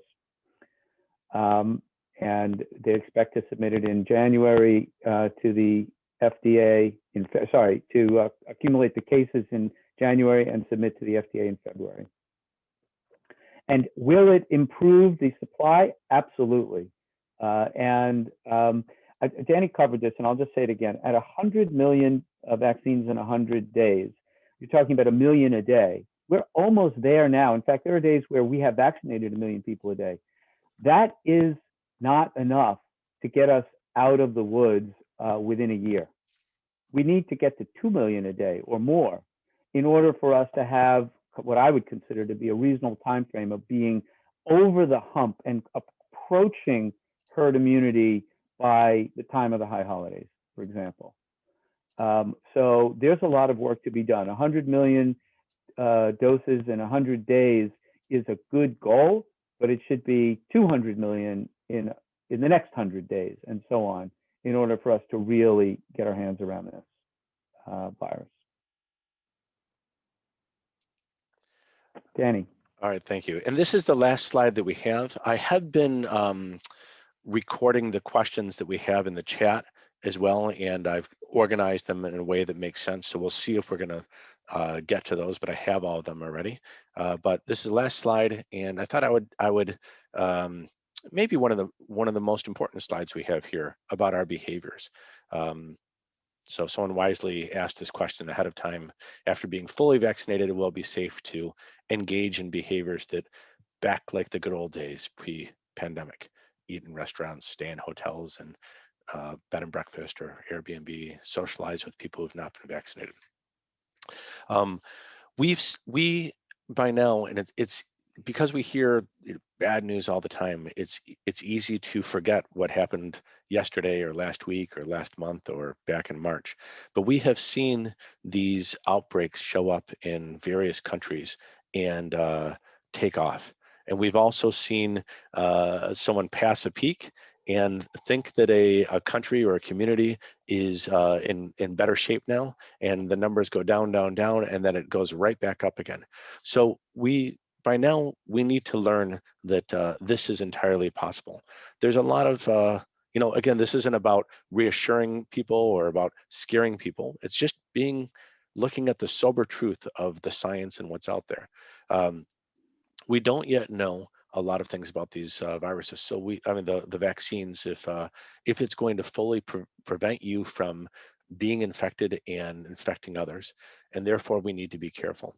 And it also happens, and I have a slide on this I could share, but right now there are 3 mutations, or not mutations, 3 variants that have shown up that are significant, and we're learning more and more about them. So coming soon, that B117, or the vaccine that has come out of the UK, and virus, thank you. That is thought to become the dominant strain in the near future that will be in the United States, and it's thought to be something that we will be protected from with the vaccines that we have here. But it's a factor, and the other ones are not far behind. So can we change our behaviors once we're vaccinated? I think part of the answer is at an individual level about you and what you can do with your bubble. And part of it has to do with a public health, a community answer. And if we look at it from that angle, it may be why some of the Asian countries, for example, have had the ability to get ahead of this faster than we have, because there may have been more thought into, less about my individual freedoms and decisions I make, and more about what is my role in my community. So the short answer here is, can you eat in restaurants? Well, you decrease your risk if you eat outside rather than inside, if you're around less people. If it's outside and packed versus outside and you're at your own table, then everything you do decreases your risks. Staying in hotels and other places, Airbnbs, bed and breakfast, it has to do with if you are not around other people or minimizing that time, then you're safer.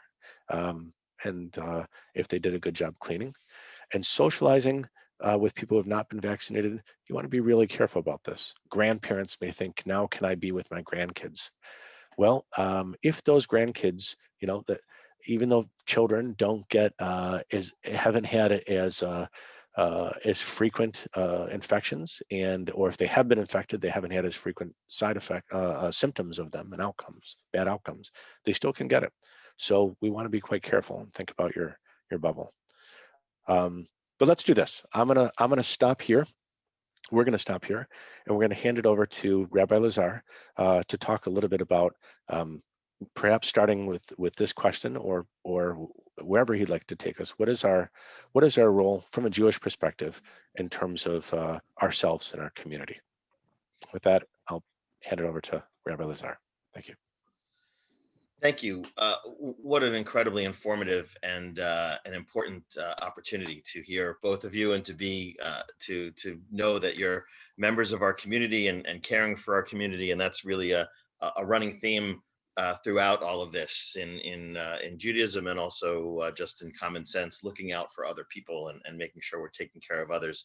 I know, knowing nothing about anything medical regarding this, I felt as if while I was doing some research on the Jewish perspective and Jewish legal concerns regarding this, that there was actually more information than you all had to than you both had to put together for this presentation. There's just so much out there, drawing on all kinds of principles and things, going as far back as the Torah. Excuse me. Any of you who have sat with me during a session preparing for your child to become a bar bat mitzvah, and we talk about the idea of our confirmation program, providing opportunities for our students to make sense out of the information that they have kind of gathered in the preparatory years, the leading up to bar and bat mitzvah, the idea of confirmation being an opportunity to kind of discuss all that on a real practical level. One of the examples I give is to the family and to the child is Torah says that if you have a flat roof, you're required to build a parapet around the roof so as not to allow someone to inadvertently suffer from some danger that you have. And so it says specifically, when you build a new house, you shall make a parapet for your roof, so that you do not bring blood upon your house if anyone should fall from it. So one of the descriptions I saw, it says the Torah's explicit prescription of a parapet, a protective barrier designed to prevent death or injury from one particular hazard, is treated in Jewish law as a paradigm. On the basis of this biblical injunction is constructed a broad category of religious obligation. Hazardous conditions found on one's property or within one's control require appropriate proactive steps to obviate the danger. It is one and the same for a roof and for anything which presents a hazard, excuse me, which a person is apt to encounter with lethal consequence. Thus, for any hazard of mortal peril, it is a positive commandment to remove it, to keep away from it, and to be especially careful in regard to the matter. And then it goes on to say that lack of immunity to infectious disease, and as a consequence, willfully remaining a potential source of contagion, is a hazard. This hazard presents a readily documented potential lethal and clearly foreseeable danger to the party failing to be immunized, to others who lack immunity, to vaccinated individuals whose immunity is ineffective or otherwise impaired, and to the community at large through diminution of herd immunity. And it goes on that this is a excerpt from a particular she'elah, a particular responsum as part of the conservative movement, part of conservative movement, conservative Jewish law. And then it says the construction of a parapet is an undertaking that necessarily involves a measure of risk. The parapet is thus a particularly apt paradigm for immunization, a protective measure deemed obligatory despite a statistical risk that incurred in the process. And interestingly enough, I discovered that in 1785, a rabbi in London, this is noted as even before the vaccine against smallpox, which was in 1796. This particular rabbi, who lost a son and a daughter to smallpox, endorsed the practice of what they call variolation, which is a precursor to vaccines. It involved deliberately infecting people. It's a little process, but he says that in God's compassion for God's own, in God's compassion for his children, God has withdrawn his hand from this destructive disease somewhat, granting skill and understanding to the skilled physicians of our time who have discovered an effective, almost risk-free treatment for this, treating an illness currently present, since all his days as he suffers will worry that he will contract the disease as an adult, is a great mitzvah. So when someone is worried about contracting something because they haven't been vaccinated, that causes distress, and the idea of being vaccinated and preventing it is almost as if you're treating it anyway, because someone will live with the fear of getting it in the first place. But anyone who ever saw the last episode of Seinfeld saw very clearly acted out a great Jewish lesson: do not stand idly by while your neighbor bleeds. Right? Of course, in the last episode of Seinfeld, it was a carjacking, excuse me, that they watched happen, heard calls for help, and completely ignored. And the idea is that there's no such thing as an innocent bystander. Jewish law is rife with the idea that we are obligated to protect ourselves, but also to protect others, and to make sure that that we're not allowing something negative to happen and something dangerous to happen by our inaction. And so the reform movement has statements and resolutions about immunizations, even saying it's okay to not allow students to participate in the religious school if they're not vaccinated and immunized.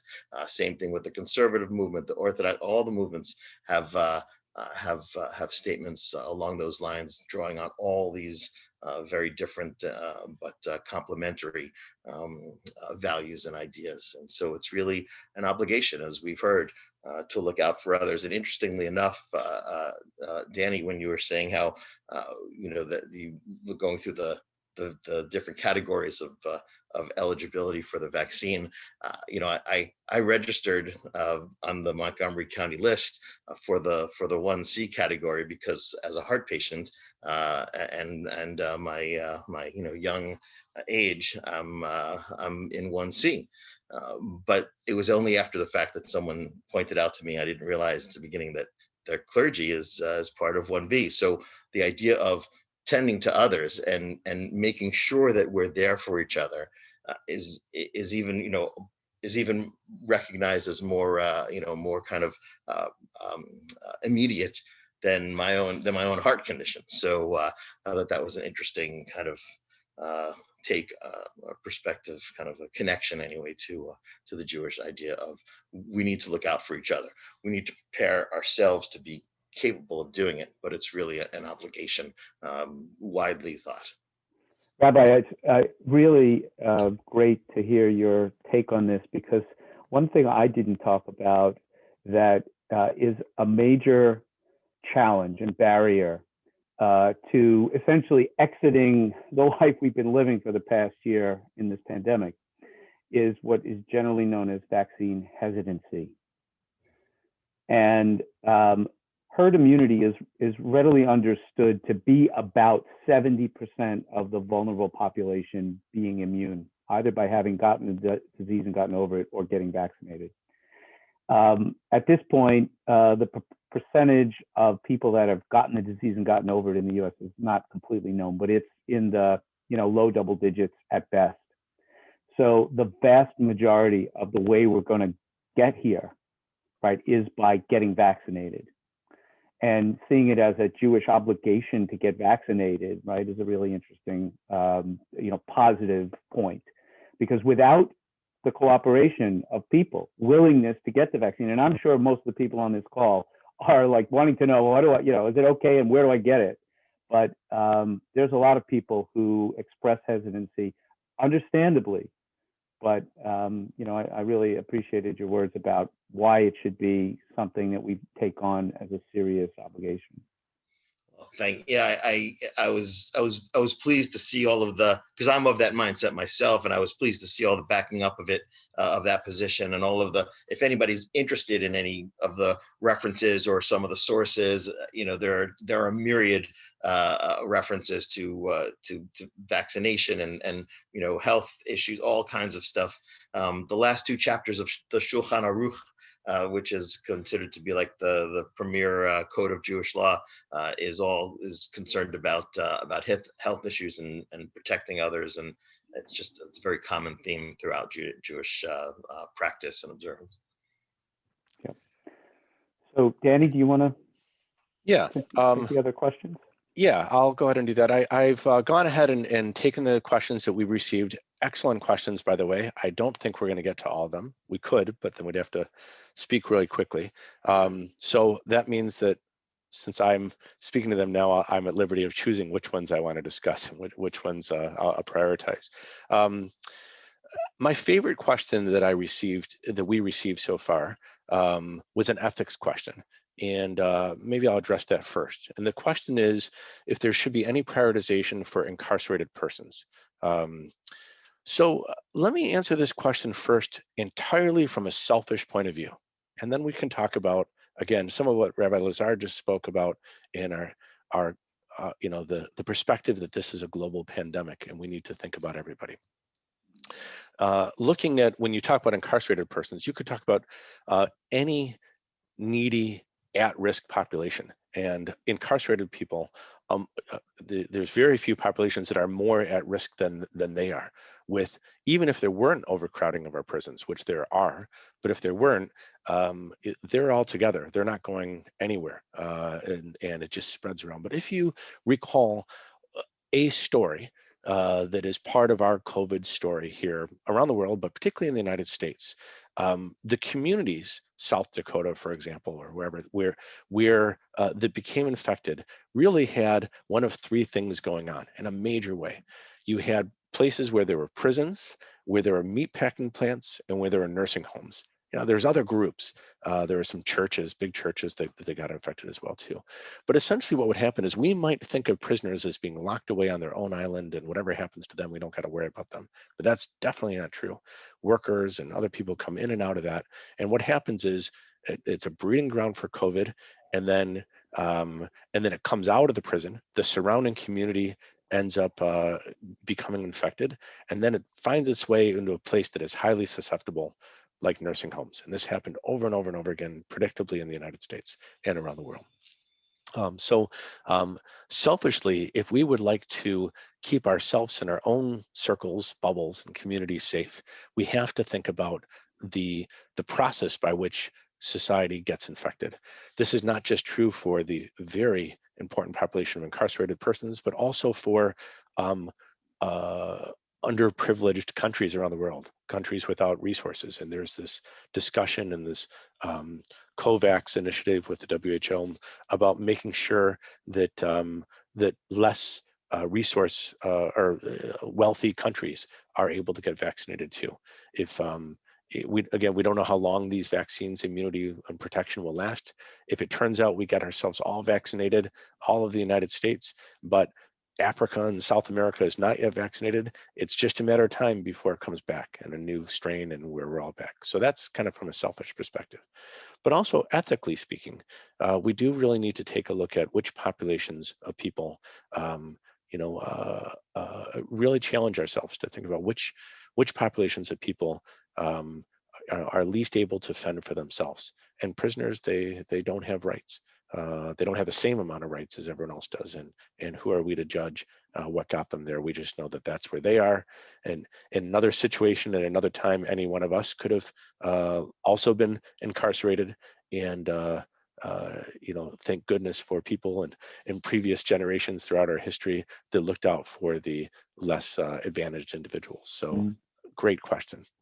Yeah, I don't know the real practical answer to that question in Pennsylvania, but I think a reasonable reading of the PA prioritization would put prisoners as members of congregant residents of congregant setting not otherwise identified in 1A, so they're in 1B, I would think, but remains to be seen whether that's how it plays out.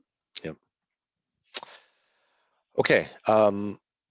So as far as, we have a lot of questions here. I note that we're well past the 90 minutes. I think Dr. Edelman and I have time to continue on. So if anybody would like to drop off, you're welcome to. If you want to stick around for the questions, I'm going to share my screen right now and list the questions that we have here. But I'll say thank you to anybody that is dropping off, and you're all welcome to stay. So. All right, I'm gonna share my screen right now. Let's see if this works here. Okay, and here we go. So I organized this by some categories. We already answered this last one here. The first question was about epidemiology and statistics. And someone had said that the chart we had comparing the Scandinavian countries is very informative. Is there a similar chart comparing the US results to other countries? I'm gonna put this link in the chat right now. Anybody, we can send it around later on. This is from this comes from, there's a lot of places where you can get things like this. It happens to be from the Financial Times. And what I did is you can organize anything you want to see. I happen to put in the United States, the UK, China, Israel, Canada, and Mexico. I thought that might be of interest. And I set it up in the same way that Dr. Edelman had in one of his slides. So I looked at deaths that are cumulative per 100,000 people, right? Because obviously it doesn't make sense to compare China with Israel when the total cases. And I did it in a linear way, starting from January. And if we look at these countries, the United Kingdom per 100,000 people has had the most number of deaths at 143 deaths per 100,000. Then the United States at 122, Mexico at 114, Canada at 49.5. Israel just below that at 45, and China is only 0.3 per 100,000. Now, to be clear, China's got a lot of people, so this is just the nature of statistics. And also, this is based on what's reported. Right. So that's what we know. So what wasn't reported, you can't comment on. And there's even now, it does appear that what we have reported in the United States may not be as accurate as it could have been. This is always the case, but it appears that it was not done well through the U.S. government, and it was oftentimes done by very good reporting private entities or public institutions, Johns Hopkins, others. But the information we have is not was not well done by the federal government recently. Dr. Edelman, is there any questions in particular that you wanted to grab here? We don't have to go in order. Yeah, well, let me deal with the symptoms and treatment ones anyway. All right. So people that have symptoms of kind of a respiratory illness, but don't know if they have COVID-19 and you're waiting for tests, the presence of low oxygen saturation, low O2, is a worrying sign. And one of the things that should seek you to cause you to seek medical care, I would suggest. Now, I don't know how many people have the ability to measure their oxygen saturation at home and know what it is, So most people are doing that on the basis of shortness of breath, the symptom of shortness of breath.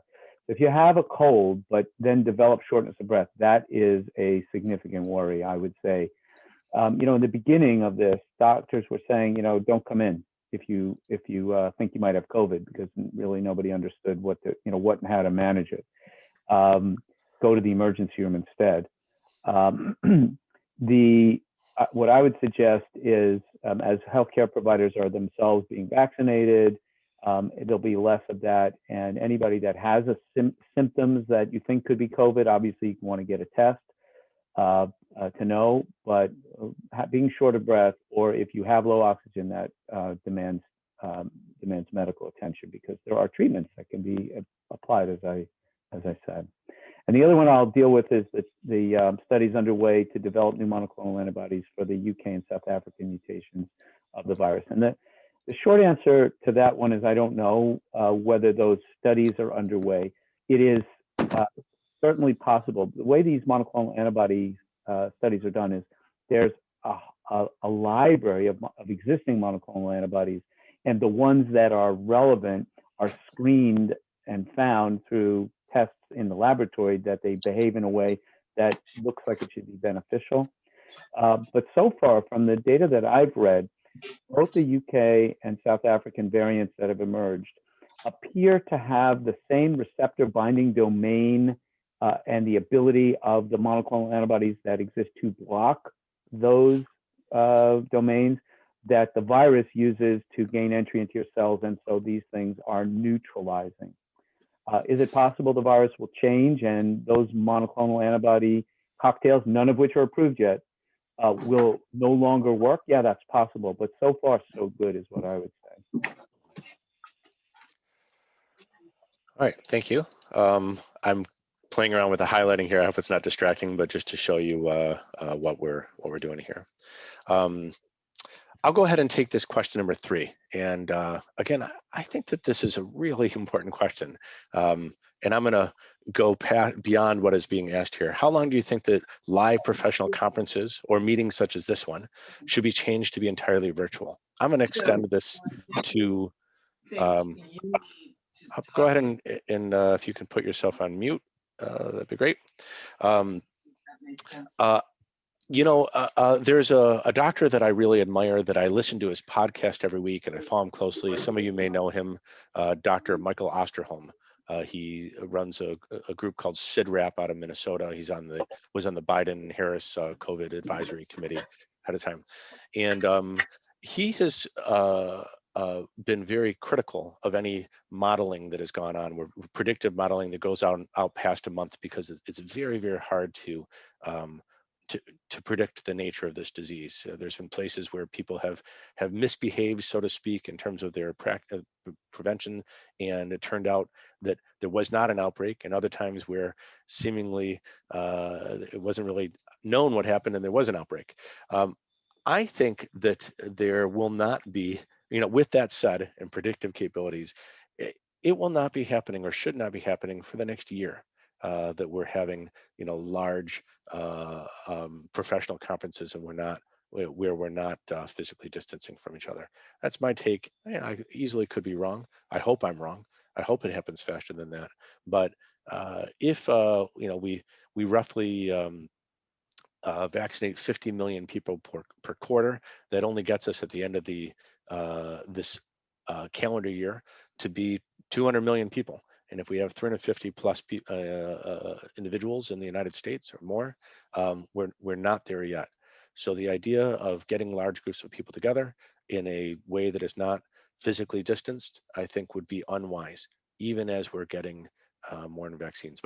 But we'll see what happens if we're, as recommendations change, if you're going to be able to have a so-called passport with your vaccine card to show that you're vaccinated, and if there are some behaviors that can change. For now, I wouldn't plan on any changes. I agree. I completely agree with that. I heard a great analogy, particularly as it relates to international kinds of conferences where people are coming from all over the world.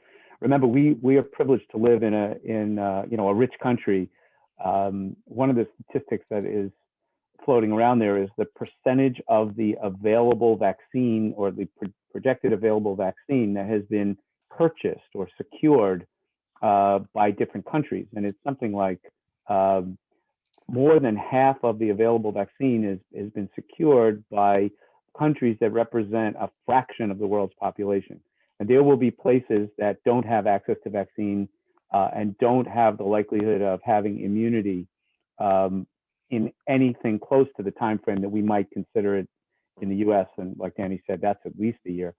And somebody made the analogy, which I think was kind of amusing, of it's like having a peeing corner in a pool, right? It's not really it's not a really sound concept to say, you're all fine and good, and so you can go to the conference when people may be coming from places that don't have the same access to immunity generating approaches. So I think, and I don't know what everybody else's experience is, but this kind of meeting, we would have had in the social hall under normal circumstances is pretty effective as a way of getting together and getting information out and sharing and having questions asked and answered. So. Yeah, just another point, since this will last for a long time, it's not going away anytime soon. And it's possible that COVID-19 will be around forever in some way too. And it will be, like the flu or something that we're getting an annual vaccine for.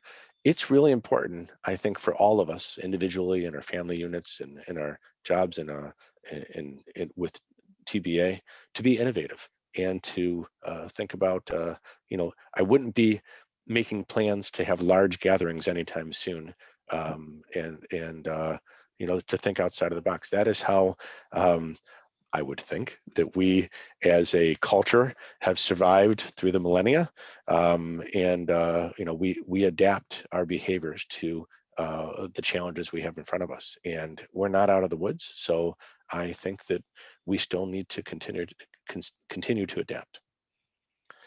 I'm gonna, you can see I'm kind of, again, messing around with this here. We're at the 2-hour mark, by the way, I'll go ahead and we got a few more questions here. Testing, are the local 15-minute COVID tests the same or have the same reliability as the ones that are sent off and return results several days later? There are a number of different kinds of tests. There's rapid tests, some that measure PCR, it is called PCR test. There's also tests that check antibodies that do, that assess something different. First, I'll Dr. Edelman, if you want to go through the science behind this, you're welcome to. I'll just mention this in my business, what we're doing, where one of the things that I do is I help move people that are sick around the world. And particularly this fiscal year, I've been working with the US military. We're regularly, and we're doing a movement right now, we do a medical evacuation of people. Sadly, and this is a sober topic, so I'll tell you, a large percentage of what we're doing has to do with mental health. Today, I've got a case of a young soldier who had a suicide attempt that we're moving today. And that has absolutely risen since COVID has been around. There's other factors, it's not just COVID, but we can't forget about the mental health impact on all of us and because of COVID. But in our stories, of the population of people that we move through a medical air ambulance, we've had lots of stories where somebody initially turned out negative when they were tested with some kind of rapid test, and then later on turned out positive. Now, was that because they became positive later on, they became infected, or were they always positive and the test didn't pick it up because it wasn't sensitive enough to pick up for this individual or due to technique or anything else? So the question about how reliable these tests are really important. And what I would say at the highest level is this: if you get a test back that comes back positive and indicates that you have COVID, then I would assume that you have COVID and act like you have COVID and don't get anybody else sick and have that line of COVID end with you. Don't get somebody else infected from you. If, however, you have a test that comes back negative, and and question 2, which is kind of grayed out, if it turned out your blood oxygen saturation was lower, or you lost your sense of smell or taste, or you were perhaps exposed to someone, I would not assume that you are negative. And no matter which test you get, If it comes back negative, I would still be very cautious to make sure there's a reason why you got tested, and I would be very cautious not to spread it in the event that the test was wrong. But Dr. Edelman, do you want to comment on? I fully agree with what you've said. Just to be clear, there are three kinds of tests that give different bits of information. Two of them are looking to see if the virus is present in the material that is taken, which is usually from your nose, like shoved straight up your nose to the turbinates, straight back to the back of your throat, or your saliva. And those two tests, one of them, the rapid test, is looking for the presence of that spike protein, the actual protein of the virus. The other, the PCR test, is looking to see if the genetic material of the virus is present. And both of those tests have their own level of sensitivity of whether they're able to detect the protein, if it's a protein test, or the genetic material, if it's the PCR test, reliably. The PCR test tends to be better. The antigen test, the one that's looking for the protein, is less sensitive, so therefore less reliable. But I completely agree with what Danny said. A positive test, you should assume you have it. False positives are rare. False negatives are much more common for the rapid test, for sure. And the third kind of test, the antibody test, can only be done with a blood sample. And that test is not asking, are you infected, but rather, have you been in the past exposed? Has your body developed an immune response to the virus? And if the answer to that is a positive, at least for the moment, and you haven't been vaccinated, because you have to, once you're vaccinated, the presence of antibodies could be related to that, you should assume that you have been exposed and have been infected with coronavirus, even if you never felt sick. And I can tell you from personal experience, my kids both had symptomatic disease back in March, where they were unable to be tested to see if they had coronavirus, but subsequently they had antibody tests that were positive. And my oldest daughter, my granddaughter, who was never sick, was tested and also has antibodies. So perfect example of the behavior of this virus. My little granddaughter was never symptomatic, and is, being around her parents, was exposed and shows signs of it from her antibody test. Yeah, I'll just say those children, they are the cutest little super spreaders, aren't they? Where they have that's the thing about kids, is we might think, all of us parents or grandparents that have been vaccinated or will be vaccinated, we can now get together with everybody, even the kids who are not vaccinated, because they're not going to have any bad outcomes, right? The answer is wrong. Those kids, they may become infected by gatherings and never have any symptoms, and therefore feel and empowered to go around anybody else, spread it to the rest of their friends, and then find their way up to a vulnerable person who's or someone who by chance, whether or not they're otherwise vulnerable, and they have a bad outcome with COVID. So let's be careful there. Let me grab the last set of questions on Yes. vaccine, or at least to start with that, and and then if there are people still on the line and want to ask, just unmuting, that's okay with me. So the question about whether people who got the vaccine and got sick with COVID, if their disease was less, I haven't seen any data on this from Pfizer or Moderna, but let's not forget the number of those people was in the single digits. Right, so even if they did have what appeared to be less symptoms, it's probably not nearly enough information to draw any conclusions about. So I would say we have to wait a little bit to see if more information comes to light, and particularly maybe the AZ study, where the vaccine efficacy was only 60%. That means there are a lot more cases people who got the vaccine and got sick, can shed some light on that. But I haven't seen those data yet. And if you're in the 1A, can dispensing location differentiate between healthcare workers and others? I don't know the answer about whether they can differentiate, but the way you register in Pennsylvania, there's on the link that Danny sent out is a quiz to say, am I eligible? And if so, then you get a link that tells you where you can look. And it tells you, you know, how you're eligible. And I don't think they're making any differentiation. Smokers, yeah. You might be asking the question from an ethical point of view about, you know, are smokers really in the 1A category? You know, they do this to themselves, but, you know, I don't think that's what's driving the recommendation. They're at higher risk of complications from the disease. As it relates to the supply, this is a really important point, right? You can't administer the vaccine unless you have syringes and needles, swabs, alcohol swabs and things like that. You can't be tested unless you have swabs to put in the nose or mouth and vials to transport the swabs and things like that. And I have, in our area, I've not heard of shortages there, but that is absolutely a concern. And one of the things that I think the new administration is dealing with is calling for, you know, the manufacture of supplies. One interesting thing from the manufacturer of the vaccines is having enough vials to put the vaccine into. You know, the 5 ml vials and the 10 ml, 5 dose and 10 dose vials. There have to be enough of them with the proper closures on top that can be punctured 5 or 10 times and be sterile. And you know, the risk of new vaccines coming along and that being a choke point in the supply is real. And so I think the government is really the place to pay attention to that and make sure that that does not happen. Okay. Thank you. I'm gonna, as I mess around here, we have this, Rabbi, how did you go about switching categories? And I don't know if, Rabbi Lazar, if you actually switched categories or if you just realized that you were, could apply for 1B instead of 1C or not.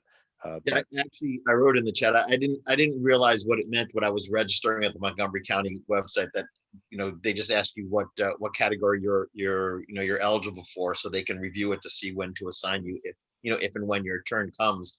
And I went back to see if I could switch to say I'm 1B instead of 1C, but it asks very specifically only submit your form once. So I sent an email message to the address listed there as the customer service address.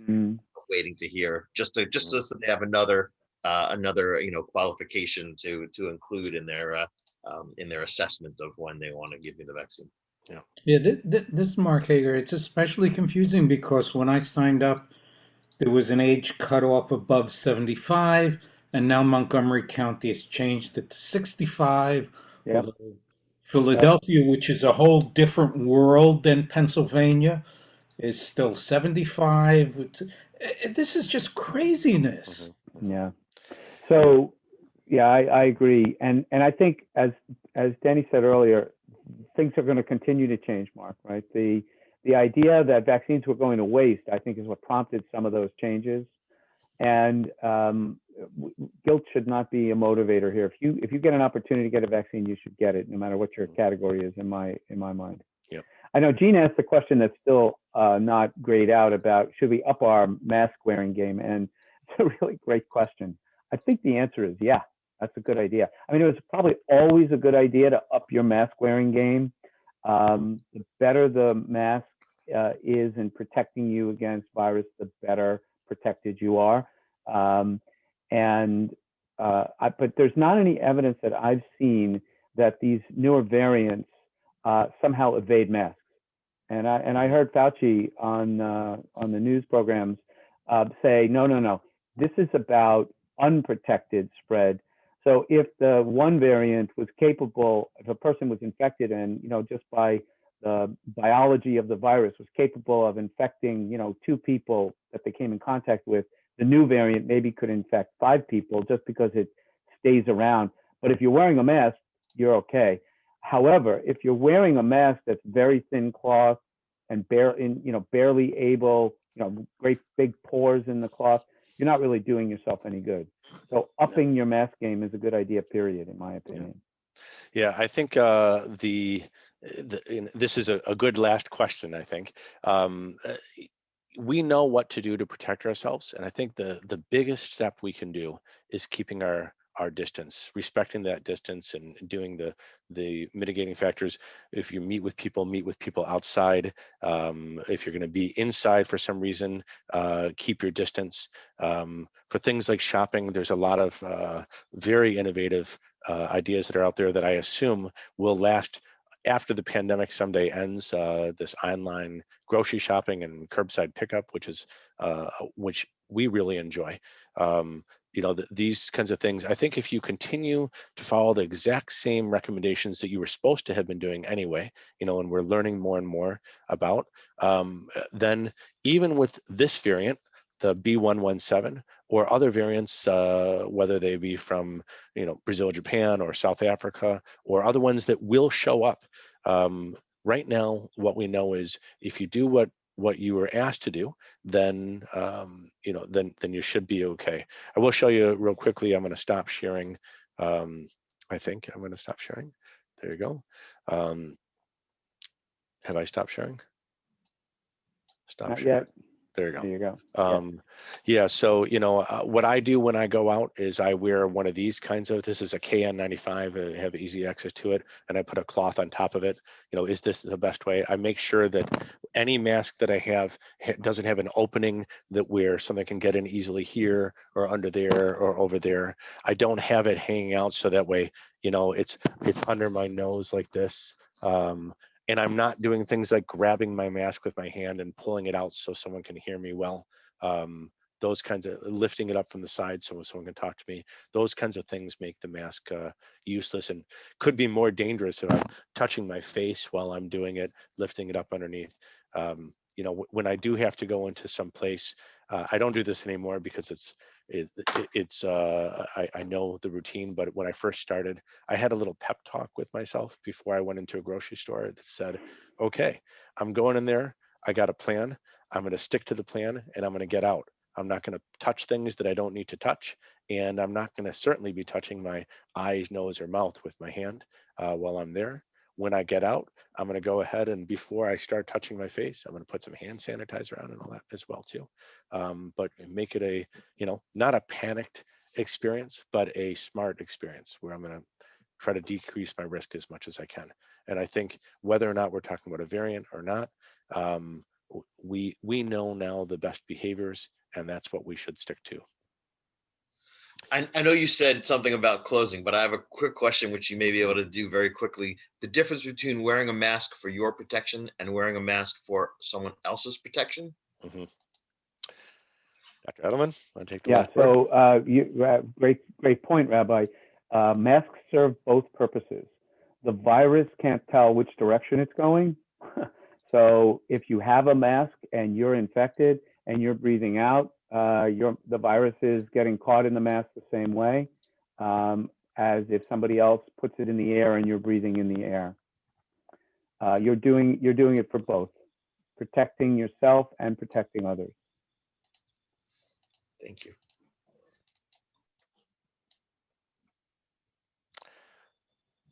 All right. Okay. Go ahead, Steve. Thank you. Were you finished? Yes. Okay. Well, I want to thank Danny and John very much. This is really informative. Even for those of us who have been following this stuff at the late, that was great. Just a reminder to everyone, we did record this session, so it will be put in a place where it's available if you want to review. And I'll keep the chat open for a couple minutes. There are several helpful links on the chat. If you want to make a copy of them before you leave the meeting, please do so now. And we'll also save the chat. And I think that it'll be placed someplace where you can get to it. In fact, Steve, I just put into the chat archives.tbazoom.info, and in there you'll find the first presentation that Dr. Edelman and Dr. Slaim shared with us last year, and also a whole bunch of things like the climbing Mount Everest and the trip to Antarctica and all those things. The junior youth group Hanukkah video, all that kind of stuff. I've been putting it up there. If someone gives it to me, something that's been recorded, it'll go up there. It's easy to find all of the stuff we've done online. Well, someone on the front lines of working on this in my professional life, it's really a pleasure to be able to share what we know with the TBA family. And it's been a real pleasure and honor to work with Danny, who's, it's a great partner. And if there's more to talk about in the future, I'm sure we'll be back to share. Absolutely. Thanks again. All right. Bye-bye, everyone. Be Bye, safe. everyone. Thank you.